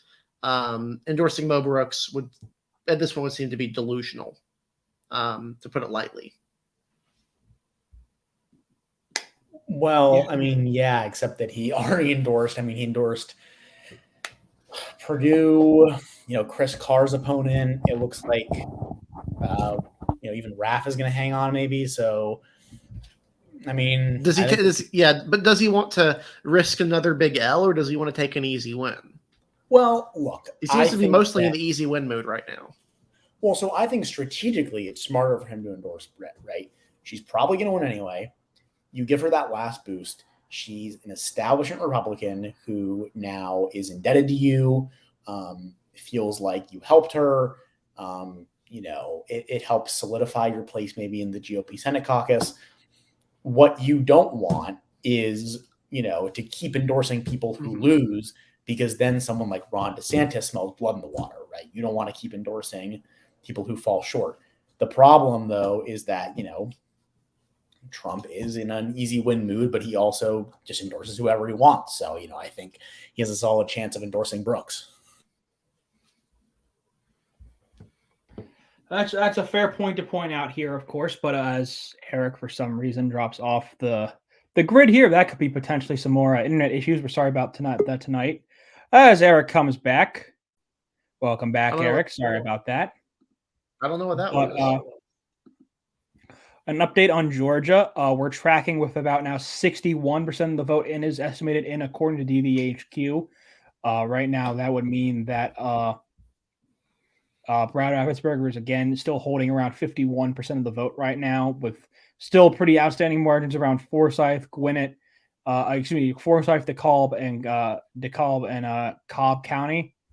Right now, a good chunk of the vote is in right now is actually in the southwestern part, where in a good chunk of these areas we see Brad Raffensperger holding over 50% against Jody Heiss. In these key areas, he's also doing significantly better in the southeast than I believe we expected him to do. He's holding around close to 50% in a good chunk of those areas as well. In Alabama, again, really no change from the last update. We're now up to 26%. And Britt still around 47% of the vote. And Ivy still around 57% of the vote right now in those two races. Looking towards some House races, it seems pretty likely right now that we're heading towards a runoff in the 2nd district between Chris West and Jeremy Hunt in the Republican primary for that race. In the Republican primary for the 10th district, it does look like we're heading towards a Mike Collins, Vernon Jones runoff. We got about 62% of the district estimated in according to DDHQ. We've got Mike Collins and Vernon Jones going to head into a runoff. District 6, the other key Republican primary. Because we're still waiting on some big drops from Forsyth County, we can't really make an accurate prediction about what's going to happen there yet. As we kind of still wait for those key numbers to come in right now as well.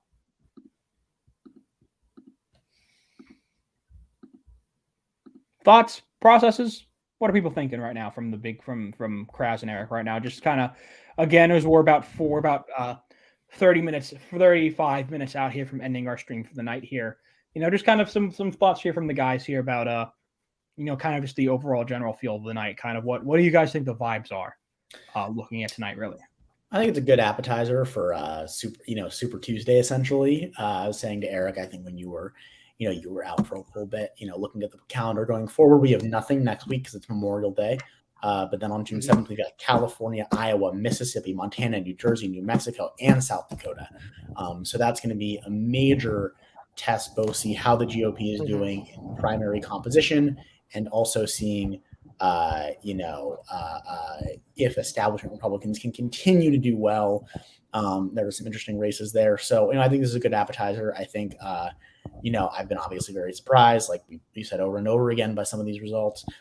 Some not so much.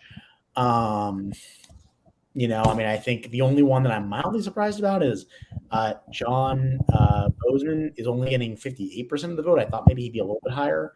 I don't really know who Jan Morgan is. So kind of some random opponents there, but he'll survive, no issue. So not super surprising. Eric, what are kind of your thoughts on the vibes from the night? Good night for establishment Republicans, good night for fairly normal Republicans, and unless you're Ken Paxton, it's a pretty bad night for the really hardcore Trumpy sort of individuals who would be really invested in the Brian, the getting rid of Brian Kemp, unseating Raffensperger. It's hard to look at if you're that sort of person, hard to look at George as anything other than an unqualified disaster. Yeah, certainly. I do want to point out one thing. We actually are still waiting for election results in from Forsyth County, I want to say. We still haven't seen any results there yet from Forsyth County in Georgia. That'll be a big county when that drops. It's theoretically in that Raffensperger, just outside of Heiss's district in that home area. That will also tell us a lot about the House race there, the 7th district. That'll tell us a lot about that one. So that's kind of the big one we're still waiting for here right now. Otherwise, right now, an update in Alabama, we have 29% of the vote estimated in. Katie Britt, again, holding around 70% of the vote right now. 47% of the vote right now, excuse me. And Kay Ivey holding around 57% of the vote right now, again, with 29% of the vote right now reporting in Alabama. We're starting to see some drops there. Hopefully we can get it closer to 50% by the time the night is done here for us. Like I said, we're going to go until 10:45, and then we're going to call it a night here for us. Again, we've got, and then 62% of the vote in Georgia, estimated by DVHQ. Brad Raffensperger holding at around 51% right now. That would be a massive upset on the night. We were not expecting that, clearly, here from the night. But right now, that would be a pretty big upset if Raffensperger was able to hold that margin with the percentage of the vote that's in right now. That would be a relatively large upset there for him in that regards, one would have to say. I would say from what I've seen, Jan Morgan is apparently crazy.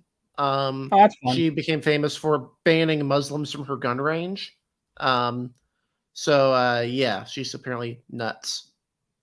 That's not fun. I don't know why would you do that? Why would you ban anyone from a gun range, I mean, unless they're like actually crazy, which of course then you ban them, but well, if I were her attorney, hypothetically, this is not this is not legal advice, malpractice lawyer. But if I were her attorney, I would tell her that's probably illegal. So not to do that. But I actually wonder where she's doing best now that I think about it. But it looked like around the Fayetteville area, around that. It looked like that's where she was doing best. Looks like she's doing best actually in kind of like South Central Arkansas. So yeah, I don't know, but yeah, I guess we're just waiting on results right now from Forsyth County, right? I mean, that's the big one left. That'll give us some good indication how these races are going to go. Yeah. If we don't get that one before 10:30, we're going to call it night, just because we're starting to go in circles here a little bit. So really just kind of waiting on see if we get a big drop from around Birmingham in Alabama, or if we get a big drop from Forsyth in Georgia. That's kind of what we're waiting on right now. I don't know if we're going to get that tonight, sadly, but otherwise, certainly a night of a lot of long things here. Just a surprise. Like we've been, I think the repeating point tonight has been this is a night of surprises tonight. Certainly the first real big surprises of the primary season. We really did not expect some of this stuff to come in like it did, especially in Georgia. With that one, that will be all over the news for the next couple of nights. That's just what it's going to be. If Brad Raffensperger survives, that'll be all of in the night. But I mean, I feel like personally, at least to me, I don't think we can just push this off as, voter like incumbent. Like there were hard campaigns. I mean, you can argue David Perdue lazy campaign, but there were hard campaigns run against both Kemp and Raffensperger from people very, very powerful in the Republican Party, and that includes former President Trump. I mean, I don't think you can just look at it and say, people like their incumbents in the South. I mean, I just don't know if I can just believe that as the only factor right now. I just can't. I can't believe that, considering how much time was spent attacking, both of these individuals when the time was coming along. I do want to chime in a little bit on some other results from Alabama. I mean, obviously results aren't all in yet, but Kay Ivey continuing to hold strong, I think, is an interesting result. I mean, it was similar in 2018. She got a serious primary challenge, but ultimately survived. Looks like the same thing's happening here. Also in Alabama's 5th congressional district, it looks like Dale Strong is going to finish first and likely go to a runoff against you're going to have to pronounce that one, Joe. Who is that? Who are we? Where's it? What is that? Casey Wierzinski? Yes. Yeah, there you go. Anyway, interestingly enough, Wierzinski appears to be basically a much more Wardinsky. Yes, Wardinsky, yeah, running as a much more kind of explicitly pro-Trump campaign, where Dale Strong is a local government official who seemed to get the support of some more local government organizations. It looks like he's going to come in. He's going to come in first by a pretty solid margin. I don't think he's going to clear the margin for a runoff, but that's another interesting result. Well, he doesn't look like at this point. I would say this is what was I going to say? What was I going to say? It feels a lot like when Louis Gohmert in that primary to replace Louis Gohmert in the 1st district, where theoretically we could actually see a slightly more moderate candidate join the ranks, as Gohmert was replaced by what seems to be a relatively normie, or at least a less loud Smith County judge in Texas in that 1st district. Mo Brooks being replaced by Dale Strong, again, would probably still be very conservative, probably not as loud as Brooks is. Certainly, he would be more like certainly a Freedom Caucus member, but not a loud one. You makes some Republicans want to strangle you. Freedom Caucus member. Yep. And again, just to go off, like, the Trump endorsement in Georgia is just awful right now. Purdue's down by 50. Gordon, the Secretary of State candidate, is down by 48. Heiss is down by 17. His lieutenant governor is up by 20. We'll give him that. His District 6 in Dorsey is down by 17. His District 10 in Dorsey, Jones, is down by 5 points with the runoff. And then the insurance commissioner candidate he endorsed is down 71 to 16.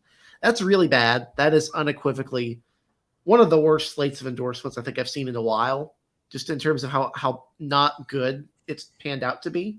I mean, really, we can only say, like, this is a bad night for Trump so many times, but this is a bad night. This is a really, really bad night, and he's probably not going to handle it well tomorrow morning.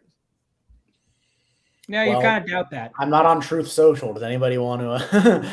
I don't trust my data not to get hacked from there yet. So Liz Harrington just tweets out all of his truths, apparently is what they're called. So that's not a concerning statement at all. That's not a concerning way to word that. Not at all. No, sirree, Bob. That's not at all concern. That's not at all a concerning way to word what that man is posting on there. That's certainly not a concerning thing.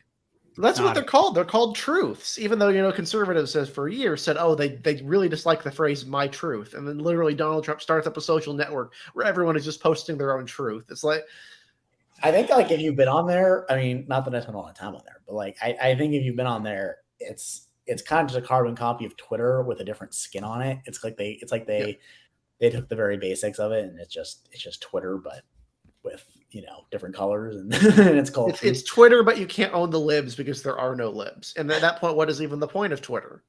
Exactly. If I can't, the thing is, what makes Twitter popular that I don't think Trump gets is the wide brand of pulp culture. You're not going to get that on Truth Social. The great thing about Twitter is not only can I shit post about politics or / post actual announcements about politics, but then I can also shit post about my sports teams whenever the hell I want to.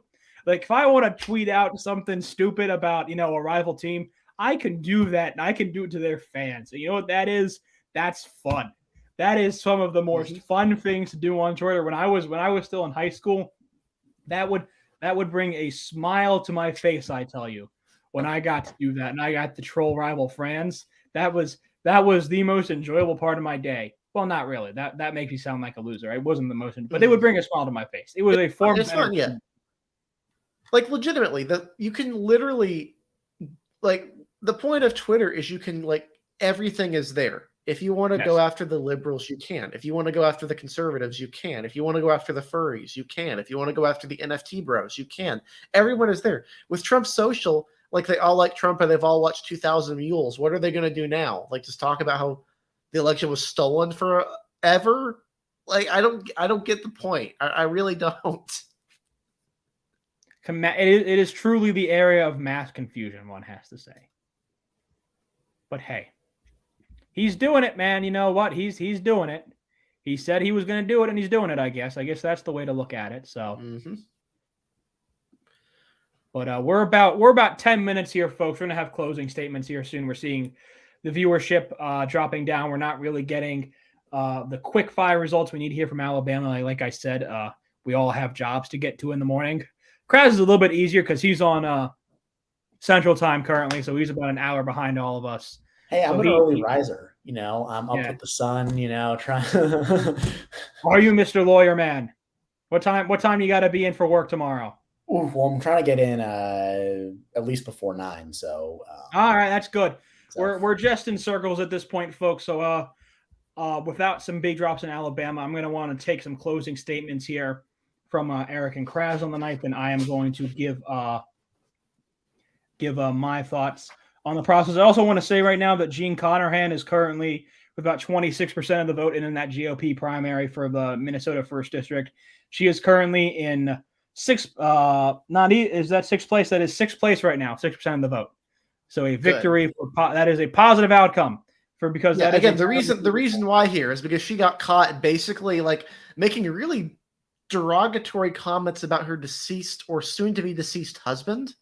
Like it was just a matter of time until he died, and then when he died, she could run for office, and it was just like really crass and disgusting. So yeah, good riddance to her. That's my comment. Anyway, good riddance. Closing statement. Let's hear a closing statement from Kraz. Closing statement. Interesting night of results. I'm honestly fascinated by this.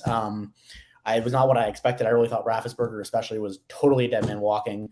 I think that in some ways this vindicates some emerging conventional wisdom that maybe Trump isn't as strong in the 2024 primary against somebody like Ron DeSantis as maybe everyone thinks. But, I guess we'll have to see more results both on June 7th, which is, Super Tuesday, quote unquote. Then obviously we have a couple more big primary days, so we'll see. But this is interesting. Hopefully we'll have some maps results out for you guys relatively soon, maybe tomorrow. But yeah, very interesting night. Mm-hmm. Eric, from you. We'll need to see. Obviously, we don't know for certain. Some others have called it for Raffensperger. We're not comfortable calling it yet with Decision Desk and Elections Daily, but it's leaning that way. Obviously, the Texas 28 still outstanding. We need to see how that goes. But Trump is gonna. I'm just gonna say watch his Twitter tomorrow because it's gonna be or truth, whatever. I'm just gonna call it whatever it is. It's fake Twitter. There is going to be a reaction from Trump world.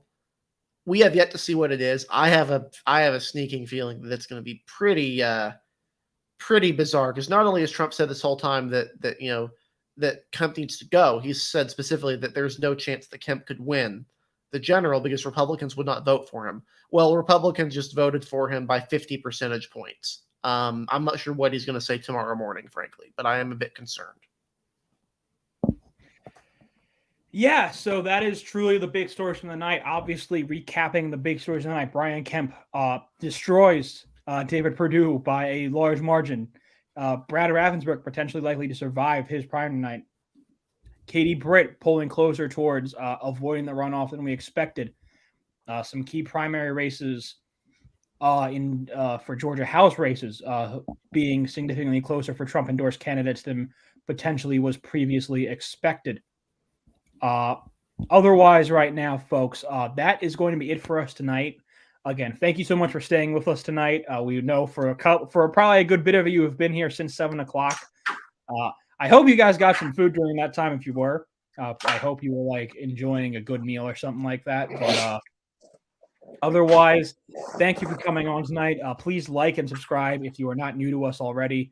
Again, thank you guys all so much for coming out tonight. We will see you on Thursday night for a recap edition of With Elections Weekly. Will be on a bit later to fit Kraz's schedule. We'll expect us to be on there around 7:30 Eastern time on Thursday to recap the results from key races tonight. And then we will be back for another primary coverage on June the 7th as Kraz is off. There are a number of states going on tonight. It will be a later start because most of the states are Central Time or Mountain Time, time zones. There'll be a later start, but that one means a later finish. But otherwise, I want to thank everyone for coming out tonight. We will see you, like I said, we will see you on Thursday night for Elections Weekly to recap tonight's results. Please follow us on Twitter. Please follow us on Twitter, me, Eric, and Kraz. All of our Twitter @s are right there. Thank you guys so much. We will see you once again on Thursday night. Yeah.